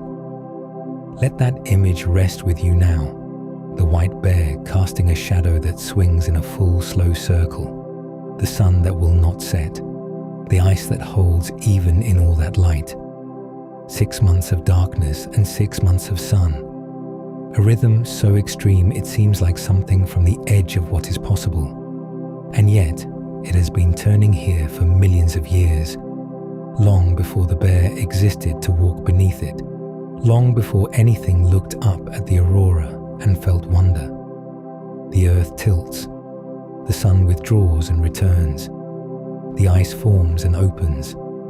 Let your breath slow to match the long pace of it, and let the circling light settle behind your eyes, and rest now in the quiet turning of it all. Imagine lying flat on your stomach on the sea ice, pressing one ear to the frozen surface, and listening, because beneath you, invisible and impossibly alive, a whole ocean is waking up. Every spring, when the sun climbs back above the horizon, after months of polar night, something extraordinary begins in the thin layer of water just below the ice. In the dim green light that filters through cracks and brine channels no wider than your finger. Phytoplankton, microscopic single-celled plants, each one smaller than the period at the end of a sentence, begin to divide and multiply at a rate that seems almost reckless for organisms so ancient and so small. They are among the oldest living things on Earth, their lineage stretching back more than 2 billion years, and yet every spring they perform this same urgent, unhurried miracle as if for the first time. A single cell becomes two become 4, and within days, the underside of the ice is tinted faintly gold and green, a living tapestry you could only see if you could somehow stand on the ocean floor and look up. These blooms can extend across hundreds of thousands of square kilometers of Arctic Ocean, a harvest of sunlight so vast it is visible from satellites in orbit. They fix carbon, they release oxygen, they form the irreplaceable foundation upon which every other life in this ocean rests, from the smallest shrimp to the largest whale. Without them, the Arctic Ocean would be a cold blue desert. Beautiful perhaps, but essentially silent. And so you begin to understand that the bear walking across the ice above is not walking alone. She is walking on the roof of a living world, one that began photosynthesizing before animals of any kind had yet evolved. There is a particular kind of humility that comes from learning this, that the grandest visible lives rest entirely on foundations so small they cannot be seen, and that the Arctic in all its white immensity is, at its core, a garden tended by something ancient beyond reckoning. Rising from that invisible green foundation, following the phytoplankton blooms the way a traveler follows a road, come the Arctic cod, slender, silver-sided fish, perhaps as long as your forearm, schooling in formations so dense beneath the ice that they appear from below as a single shimmering dark mass shifting and turning in the cold water. Arctic cod are a fish built for this environment in ways that still quietly astonish biologists. Their blood contains antifreeze proteins, molecules that bind to forming ice crystals and prevent them from growing, allowing the fish to remain active in water that sits just barely above the temperature at which seawater freezes. They spawn in winter, under the ice, in the coldest months, a choice that seems counterintuitive until you realize their eggs develop slowly in the cold and hatch precisely when the spring phytoplankton bloom is reaching its peak. So their larvae emerge into a sudden abundance of food. They gather in the space between the underside of the ice and the open water below it, a sheltered microhabitat that offers both refuge from deeper water predators and proximity to the ice algae they feed upon. A single school of Arctic cod may contain millions of individuals, a living silver river suspended in freezing darkness. And when you learn this, it changes the way you think about ice. Not as barren emptiness, but as architecture, a ceiling beneath which whole communities shelter and thrive. These fish are the crucial link, the hinge upon which the entire Arctic food web turns, because they are what the seals eat, and the seals are what the bear eats. And so the energy captured by a microscopic plant in a crack in the ice in April will eventually, through these patient intermediate steps, become the muscle and the fat of an animal that weighs as much as a small car. Every ring seal you have ever imagined resting on a pressure ridge is, in this sense, made of phytoplankton, made of spring light caught in cold water. And the bear that hunts the seal carries that light forward one more step, all the way to the surface of the ice, all the way into the warm dark of a maternity den, somewhere in a snowdrift on the shore. The chain is long and invisible and almost impossibly elegant, and it begins every year without fail in the thin green world beneath the ice. Consider the walrus now, hauled out on a drifting ice floe somewhere to the east. Perhaps 30 or 40 of them piled together in a mass of brown wrinkled skin and long ivory tusks, exhaling slow, cloudy breaths into the cold air, Walruses are ancient animals even by Arctic standards. Their evolutionary lineage diverges from their closest living relatives, the seals, roughly 23 million years ago, back in the Oligocene epoch, when the world was still warm enough for forests to grow near the poles. In all that time, they have specialized into something singular and strange. An animal that uses its tusks not as weapons primarily, but as tools, hooking them over the edge of ice to haul its enormous body, sometimes more than 1,000 kilograms, out of the water with a heave and a grunt that sounds almost human in its effort. The tusks also function as ranking tools in their complex social hierarchies, where a longer tusk signals age and experience and earns deference from younger animals around it. But their most remarkable adaptation is invisible, held in the sensitive whisker pads around their muzzles, which can detect the faint differences in texture and hardness on the sea floor as a walrus forages in near total darkness, vacuuming up clams and other mollusks with a powerful suction that can strip a bivalve clean from its shell in less than a second. A single walrus may eat thousands of clams in a day, diving repeatedly to depths of 80 meters or more, and they do this with a calm efficiency that speaks of a lineage that has had millions of years to perfect the technique. Lying there on the ice in a mass of warm bodies, breath rising in unison, they look improbable and magnificent. A reminder that the Arctic has always rewarded those patient enough to become strange in exactly the right ways. There is something in that collective rest, all those enormous bodies pressed together for warmth, that feels less like an animal behavior and more like wisdom. The understanding that the cold is easier to bear when you do not try to bear it alone. Out along the ice edge, where open leads of dark water thread between pressure ridges like rivers of liquid shadow, you might hear them before you see them. A high, bell-like sound ringing through the cold air, then another, then a chorus of clicks and whistles rising from the water below. Narwhals move in these leads in groups of a few dozen to several hundred, their mottled grey backs surfacing briefly and their extraordinary spiral tusks, actually elongated upper teeth, grown to lengths of 2 or even 3 meters in adult males, cutting the surface like pale swords laid flat on the water.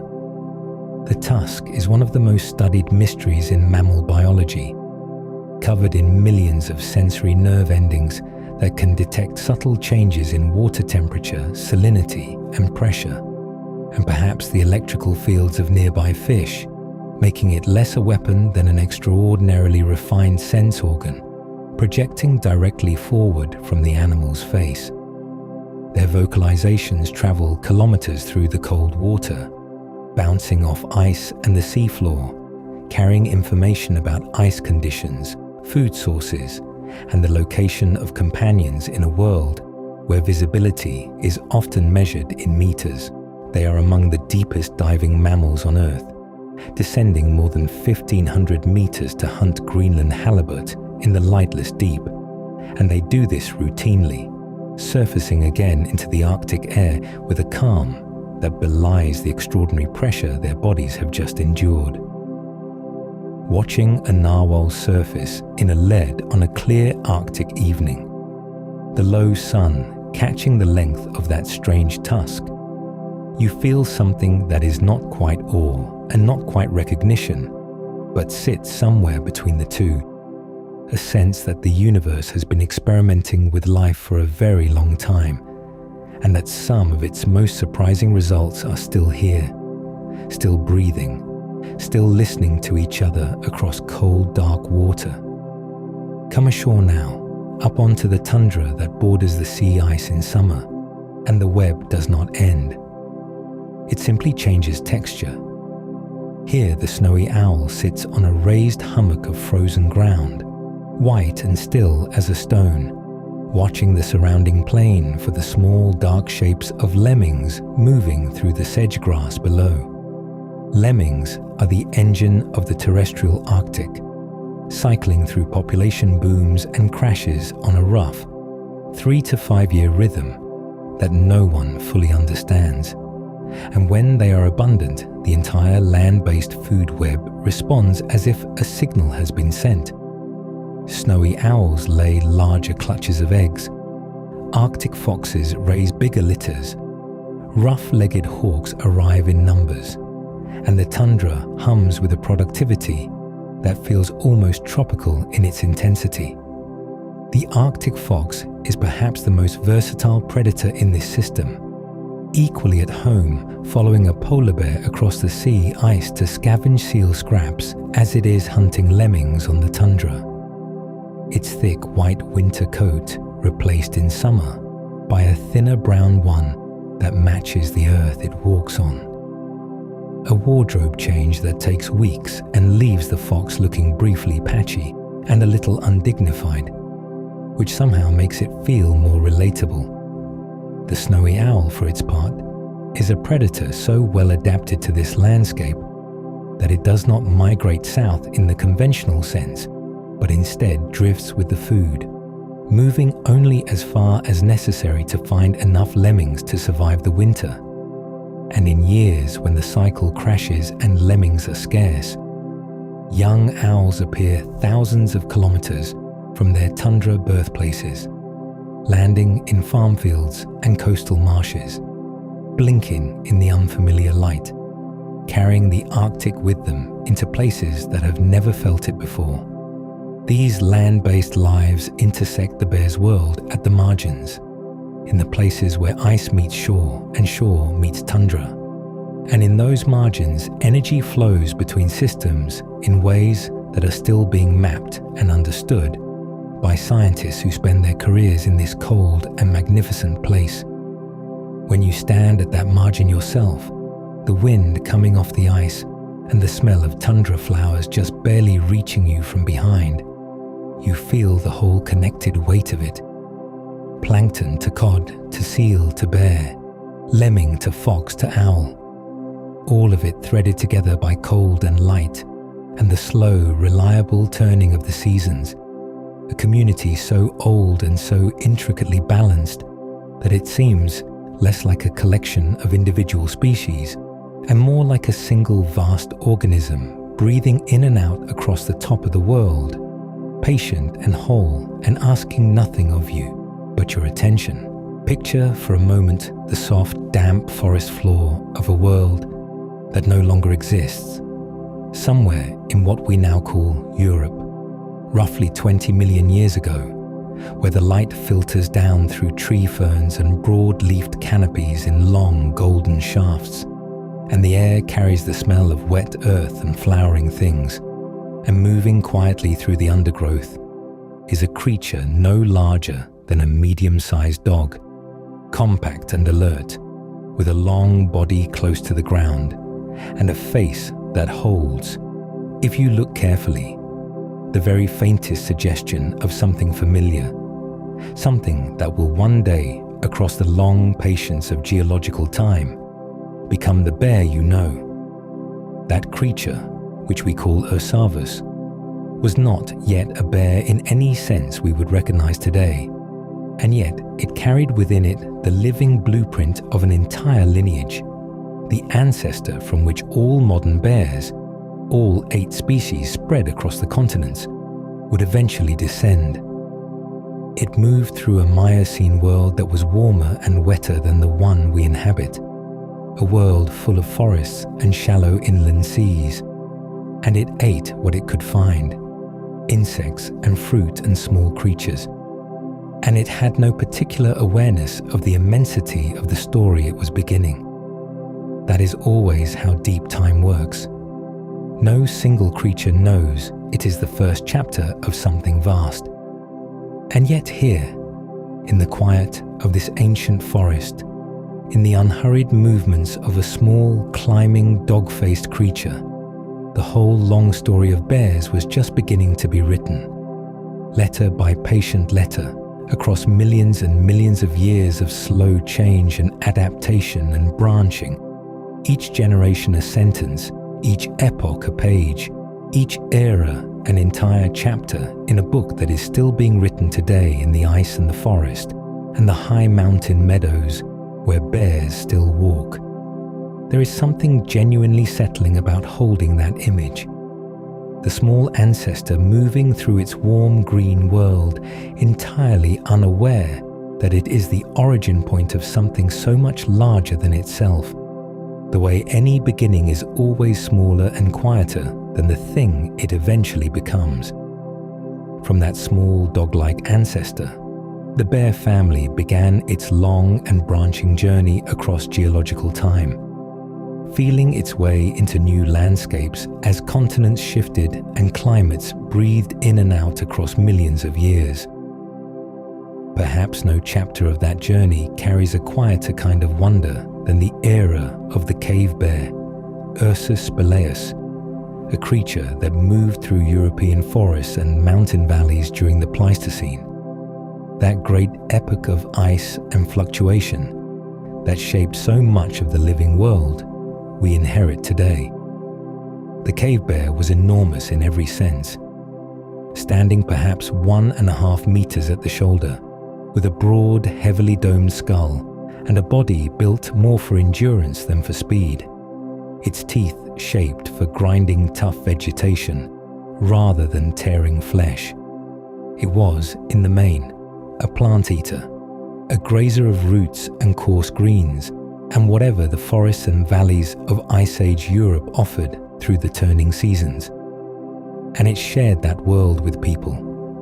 The earliest anatomically modern humans who moved through Ice Age Europe would have known the cave bear as a real and immediate presence in their landscape, a creature of the same river valleys and mountain passes, the same forest lit orange in autumn and buried under snow in winter.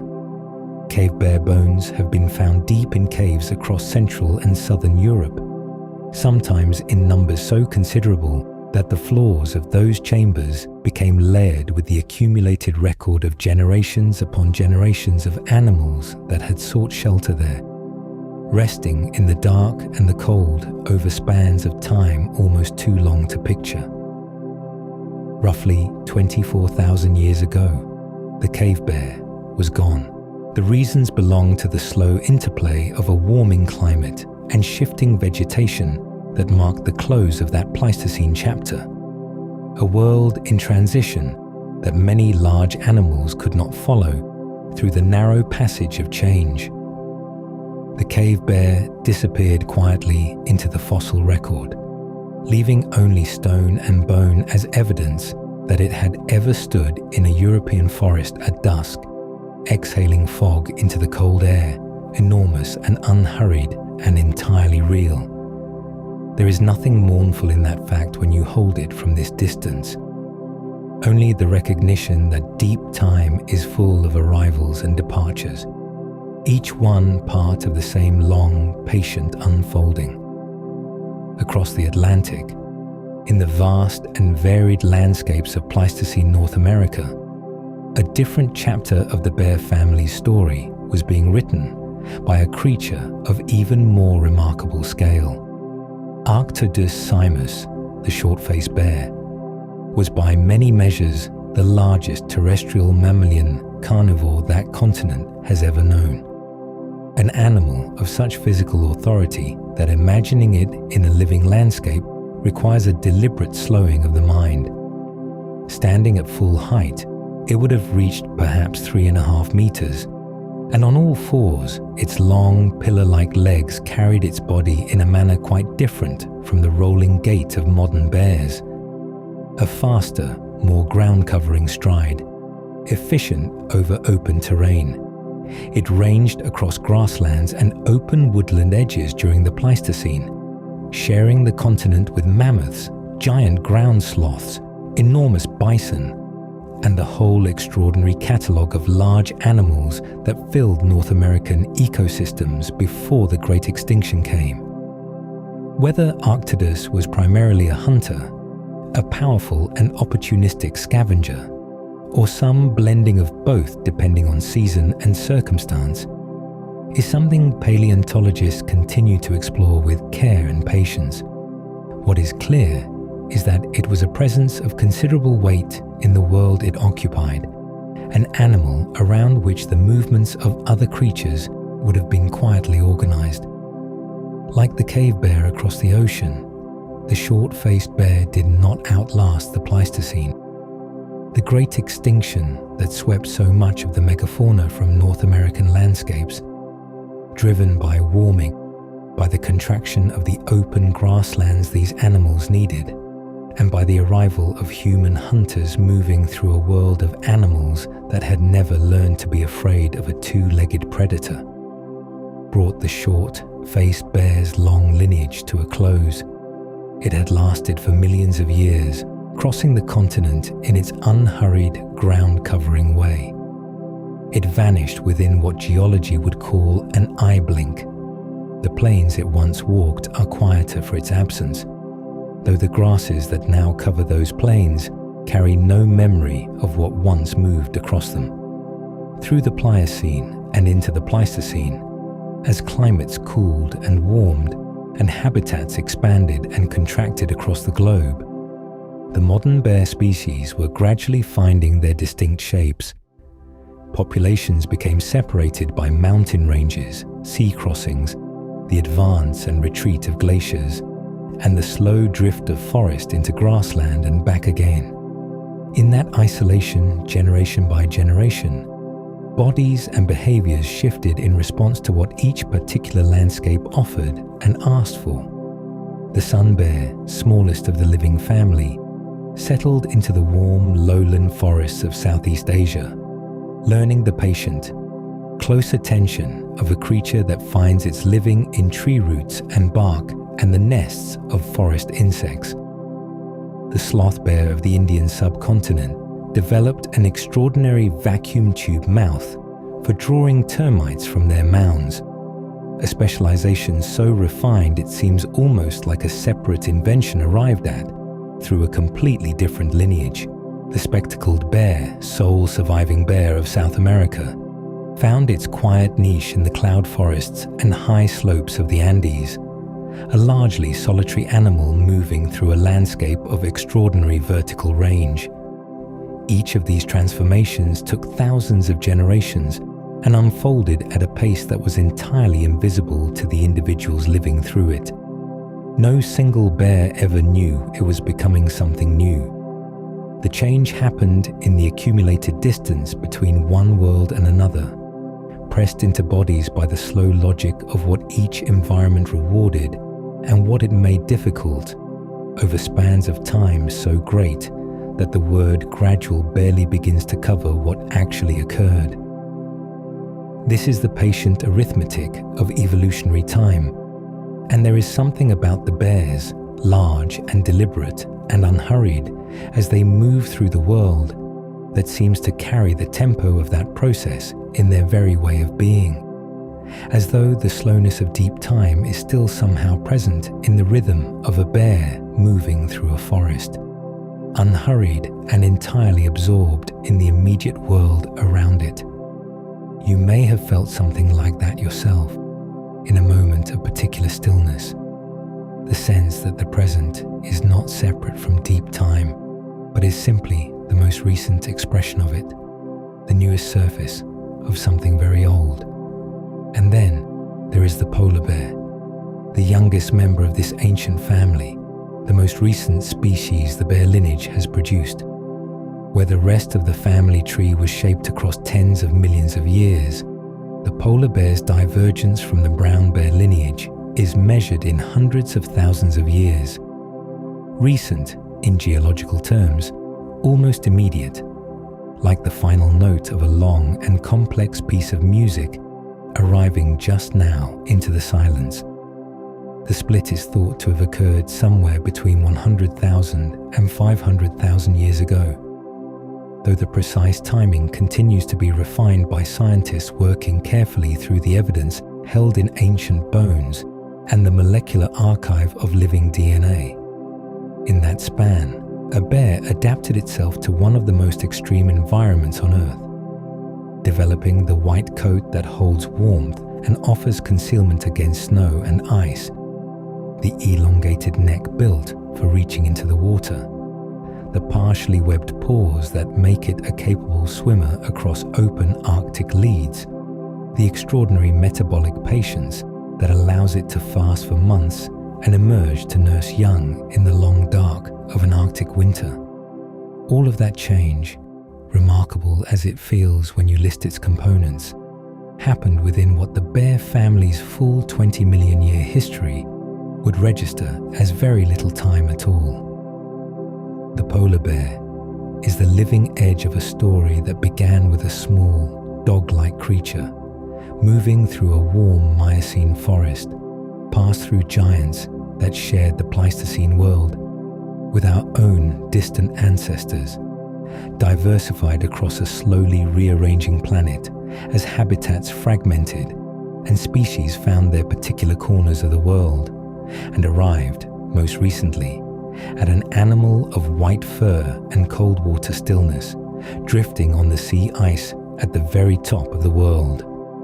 When you hold that image now, the polar bear in its white silence, the cave bear in its European valley, the short-faced bear crossing a North American plain, the small ancestor in the Miocene forest where it all quietly began, you are holding something much larger than any individual creature.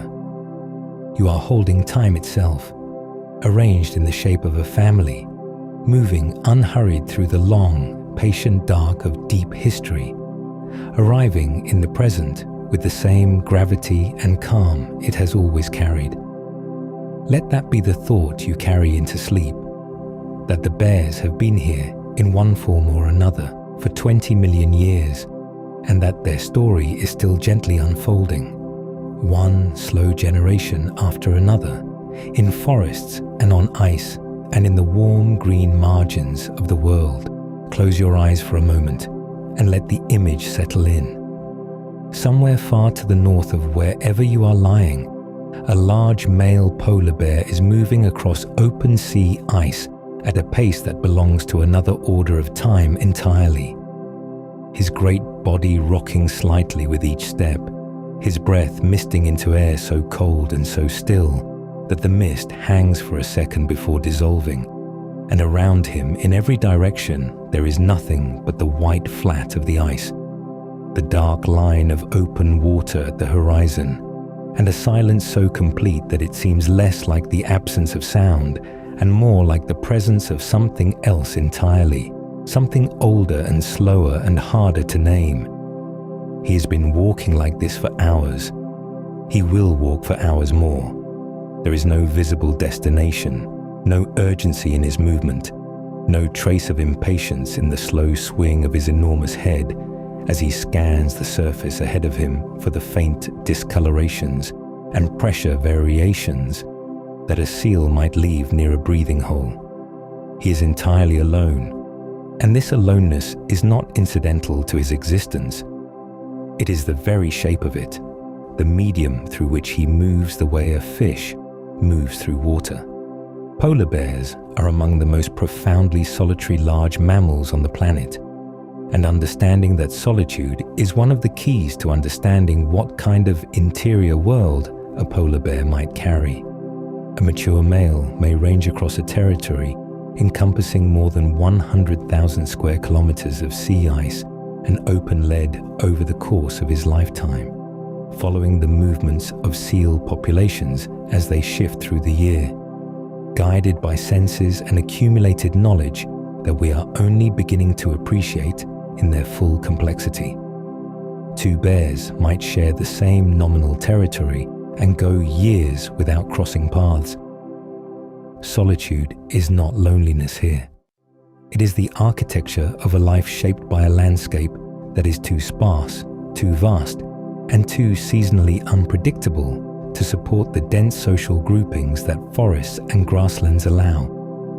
The ice asks for a different kind of mind, and the polar bear has obliged, arriving over hundreds of thousands of years of gradual refinement at exactly that mind, patient, self-sufficient, acutely observant, capable of sustaining focused attention across stretches of time that would feel interminable to almost any other mammal. And yet, within that solitude, something persists that connects the polar bear to every bear that has ever existed. A warmth of character that becomes visible in the earliest weeks of a cub's life and never entirely disappears. Watch a litter of polar bear cubs in their first spring on the ice, and you are watching something that looks, in its essential texture, exactly like joy. The cubs tumble into each other with a reckless abandon that seems entirely out of place in a landscape as austere as the Arctic, rolling across the snow in loose, shrieking piles, mock biting at ears and flanks, chasing each other in widening circles until they collapse in a breathless heap and then immediately begin again. The mother watches all of this with a patience that can only be described as maternal, occasionally inserting a great slow paw to steady a cub that has rolled too far, or lowering her head to engage in a brief, careful wrestle before returning to her watchful rest. These are the same play behaviors that brown bear cubs display in the temperate forests thousands of kilometers to the south. The same neurological inheritance from a lineage of bears that has always learned the world, partly through play, building muscle memory, coordination, hunting instinct, and the beginnings of social reading through the gentle violence of tumbling games. The polar bear did not leave that inheritance behind when it followed the ice northward. It carried every bit of it forward into the Arctic, and it persists as one of the most affecting things you can witness in all of the natural world. Two small white cubs on a vast white plain, playing in a way that is instantly, achingly recognizable to anyone who has ever watched a young creature discover the pleasure of its own body. Even between adults, the solitude of the polar bear is not absolute, and what happens when it breaks is genuinely instructive about the social intelligence that lives beneath the surface of this apparently isolated animal, where food concentrates in sufficient quantity, at the carcass of a stranded bowhead whale, at a stretch of open water rich with seals during the summer fast, at the edge of a productive polynya in autumn. Bears may gather in numbers that seem to contradict everything their solitary ranging suggests. And what happens in those gatherings is not chaos, it is ceremony. Bears approaching one another at a shared food source engage in a sequence of behaviors that researchers studying these encounters have described as a greeting ritual. And watching it unfold is one of those moments where the distance between animal behavior and something you recognize in yourself collapses to almost nothing. The approaching bear lowers its head and holds its body in a posture that communicates clearly across whatever gulf of experience separates bear minds from human ones. Something like, "I am not a threat.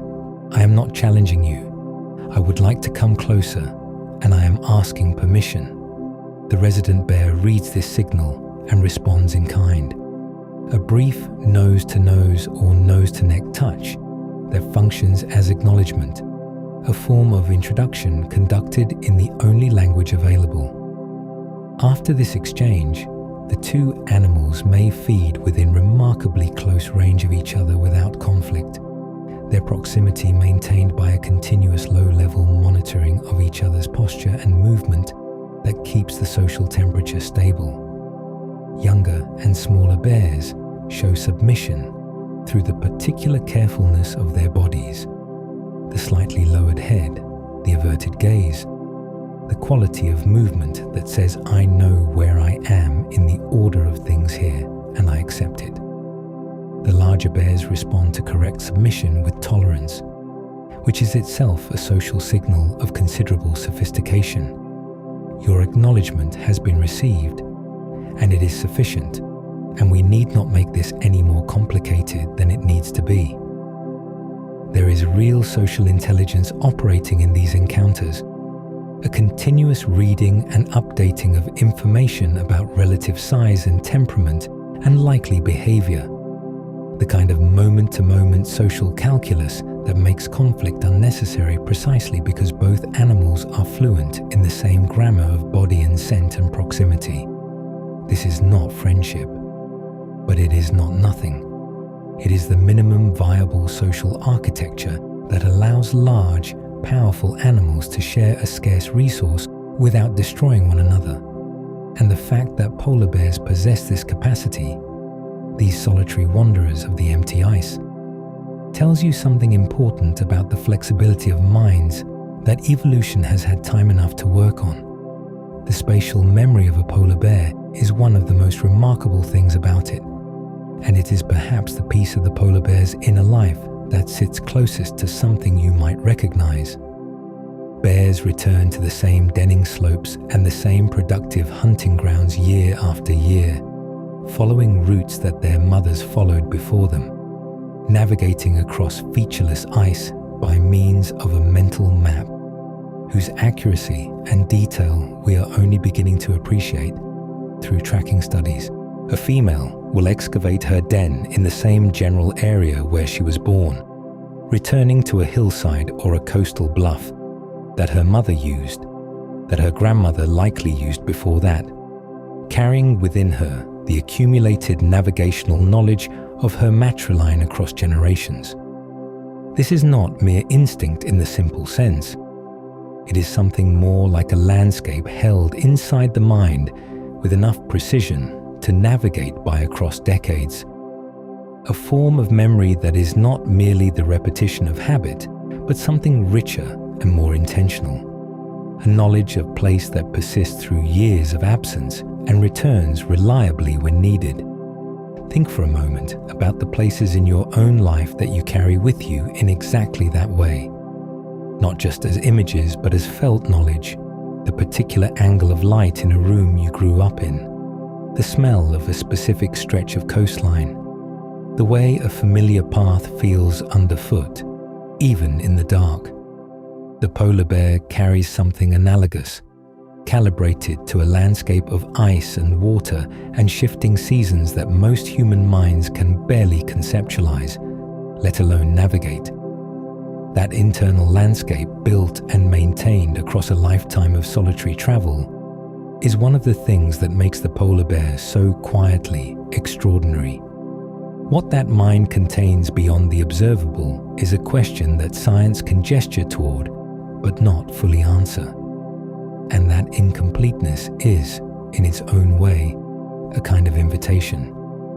We know that polar bears have excellent long-term spatial memory, that they can identify individual bears by scent, that they track the behavior of other bears over time in ways that suggest genuine social awareness, even in the context of a largely solitary life.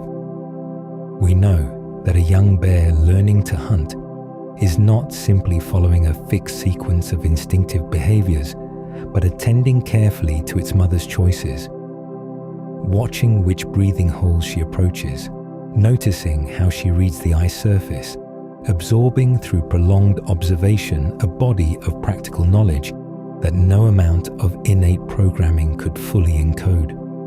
We know that bears resting on the ice are not vacant, that their eyes move and their nostrils engage, and their bodies make small continuous adjustments that speak to ongoing sensory processing of a world that never fully goes quiet around them. And now, in the gentlest way, you can let all of that knowledge settle into the background, behind the simpler image that perhaps says more than all of it combined. A bear on the ice, the horizon ahead of her, blue and still, the wind moving across a surface so flat it seems to have no edge, her breath rising and dissolving, her eyes open but unhurried, watching a middle distance that contains everything and asks nothing. She is not waiting for anything in particular. She is simply present, with a completeness and a thoroughness that feels, from the outside, almost like an instruction. The patient mind, evolved for stillness, resting in its element. There is a long, unbroken silence around her, and she is at home in it in a way that requires no effort and no adjustment. Let your own breath find that rhythm now, slow and even, and carry that image with you as the last thoughts of the day begin to soften at their edges and the world outside this moment grows quiet and very far away. The cold is so absolute and so still up here that the stars do not flicker.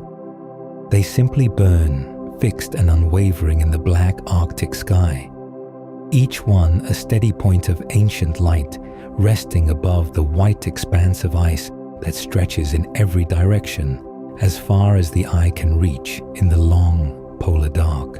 You can feel the weight of the sky pressing gently downward, the way silence presses, the way stillness accumulates, and somewhere in the middle of that vast and frozen quiet, a polar bear lies breathing on the ice, her white chest rising and falling, her muzzle angled upward just slightly, as though she too is attending to the particular quality of the night above her.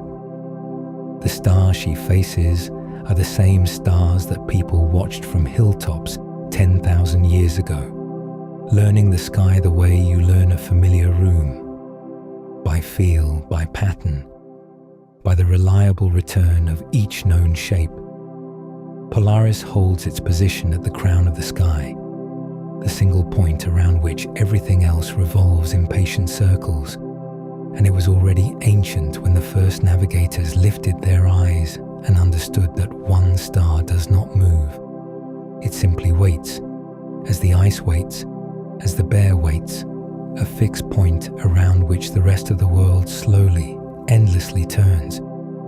There is something about looking at a star and knowing that the light reaching your eye left its source hundreds of years before you were born, before your grandparents were born, before the language you think existed as anything more than scattered sounds. That knowledge does not make you feel small so much as it opens a door you did not know was there, a door into a kind of time that has no urgency in it at all, only depth, only continuity, only the quiet accumulation of moments beyond counting. The Great Bear constellation turns slowly around the pole, and different peoples across the northern hemisphere have independently seen a bear in those stars for reasons no one can quite explain, as though the shape is something the human eye simply knows, the way it knows shelter, the way it knows warmth, a pattern so fundamental it has been discovered again and again across cultures separated by oceans and centuries, all of them looking up at the same arrangement of light and arriving at the same creature. Let your eyes follow that shape if you can find it. Let it become something you recognize rather than something you are trying to name. The sky is not a test tonight. It is simply company. The Earth is 4.5 billion years old, and that number is not meant to be grasped the way you grasp a fact. It is meant to be felt the way you feel the size of the ocean when you stand at its edge, which is to say imperfectly, loosely, with a sense of the edges dissolving before you reach them. 4.5 billion years ago, the Earth was still forming, still condensing from the cloud of gas and dust that surrounded the young sun, and the surface was largely molten, and there were no oceans yet, and there was certainly no ice, and the idea of a bear sleeping on a frozen sea would have been as remote from anything that existed as you can imagine. But the atoms were already there, the carbon, the oxygen, the iron in the core, the hydrogen that would eventually become every ocean and every living cell, all of it present from the beginning, waiting in the patient way that matter waits, which is to say without impatience, without any sense of waiting at all. From that beginning to this moment is an unbroken chain, and the polar bear sleeping on the ice occupies only the last 100,000th of that chain as a distinct kind of creature, which means that if you compress the full history of the Earth into a single year, the polar bear would appear only in the final few hours of the 31st of December, and yet she is completely at home, as if she has always been here, as if the ice was made for her specifically, which in a sense it was, though the process that made it was so slow as to be invisible to any single life. The continents took their time arriving at the arrangement that made this place possible. There was a period, unimaginably remote, when the rocks now buried under Arctic ice were accumulating in warm, shallow seas far from the pole, when what would become the northern land masses lay closer to the equator, and the Arctic basin did not yet exist in any form recognizable today.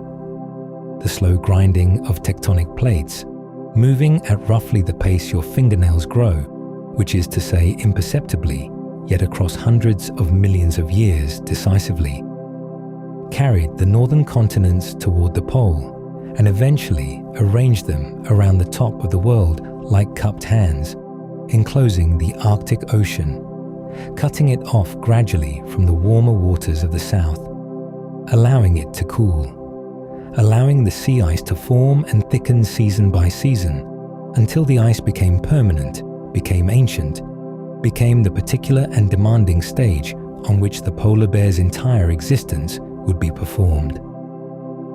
She arrived late to that stage in geologic terms, but she arrived as though she had rehearsed it for the whole history of the world. The patience the bear shows waiting at a breathing hole, utterly still for hours on end, is not merely a learned behavior. It is the expression of something written into her at the level of metabolism, of chemistry, of the slow, deep logic of cold weather life that took tens of thousands of years to be written and will not be easily unwritten. And you carry your own deep writing too. You are descended from organisms that survived the Great Dying at the end of the Permian period, when perhaps 96% of all marine species and 70% of all land species were extinguished.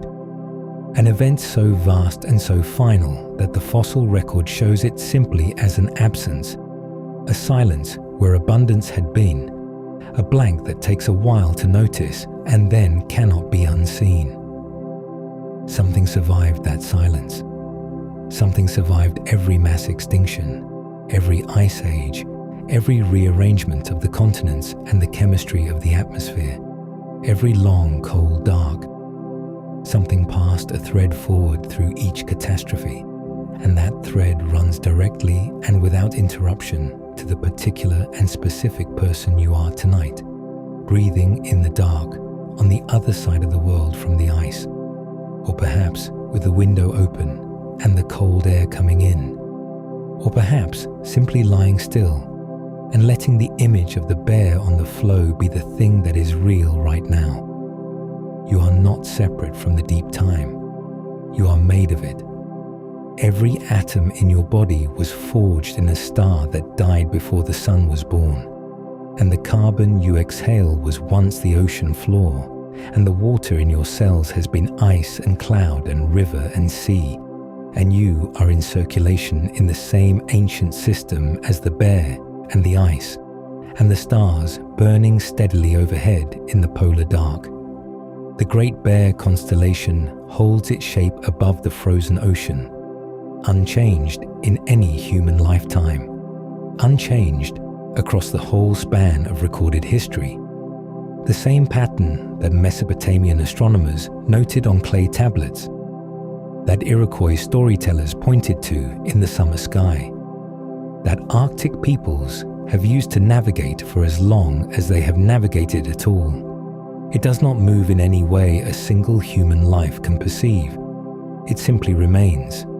The bear on the ice simply remains too, breathing, patient, her eyes half closed now in the deep cold, her body warm inside all that stillness, her heartbeat slow and completely adequate to the task of being alive.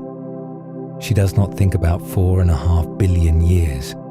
She does not need to. She is made of those years the way water is made of hydrogen and oxygen, not as a collection of separate facts, but as a single continuous thing that cannot be divided without ceasing to be itself.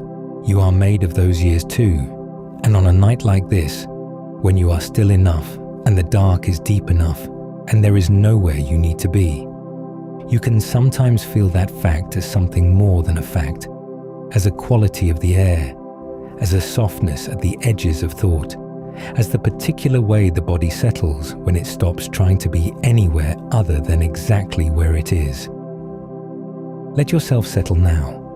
The night is going to hold you the way the ice holds the bear, steadily and from below, without effort, because holding is simply what the world does, and it has been doing it for 4.5 billion years without once losing its grip. The stars are very bright. The ice is very still. The bear's breathing is the slowest, most reliable sound in a world full of slow, reliable sounds. Her exhale rising in a small cloud that dissipates into the polar air and drifts away on a wind too gentle to feel, carrying warmth out into the cold, the way all warmth eventually disperses, returning to the great circulating hole. Your breathing is slowing too. You may have noticed that, or you may not have noticed, which is fine. The body knows what to do in the dark. It has always known. It learned this long before you had a name for it. The muscles along your shoulders are loosening. The thoughts that were present a few minutes ago are becoming less distinct at their edges, more like weather than like words, moving through without requiring anything of you.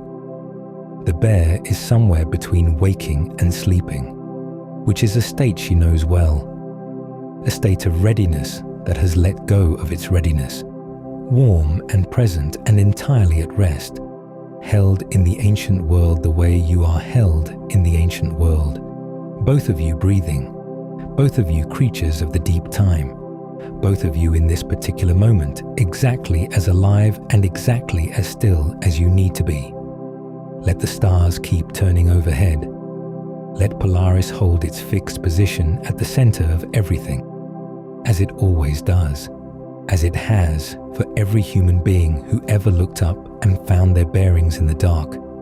Let the ice be cold and the sky be vast, and the bear breathe out one more long, slow breath into the Arctic night, and let yourself go with it, out into the dark, out into the still, out into the kind of deep and wordless rest that the world has been preparing for you since long before you arrived, since before there was ice, since before there were bears, since before the first light ever touched the first ocean on this ancient, patient, quietly turning earth.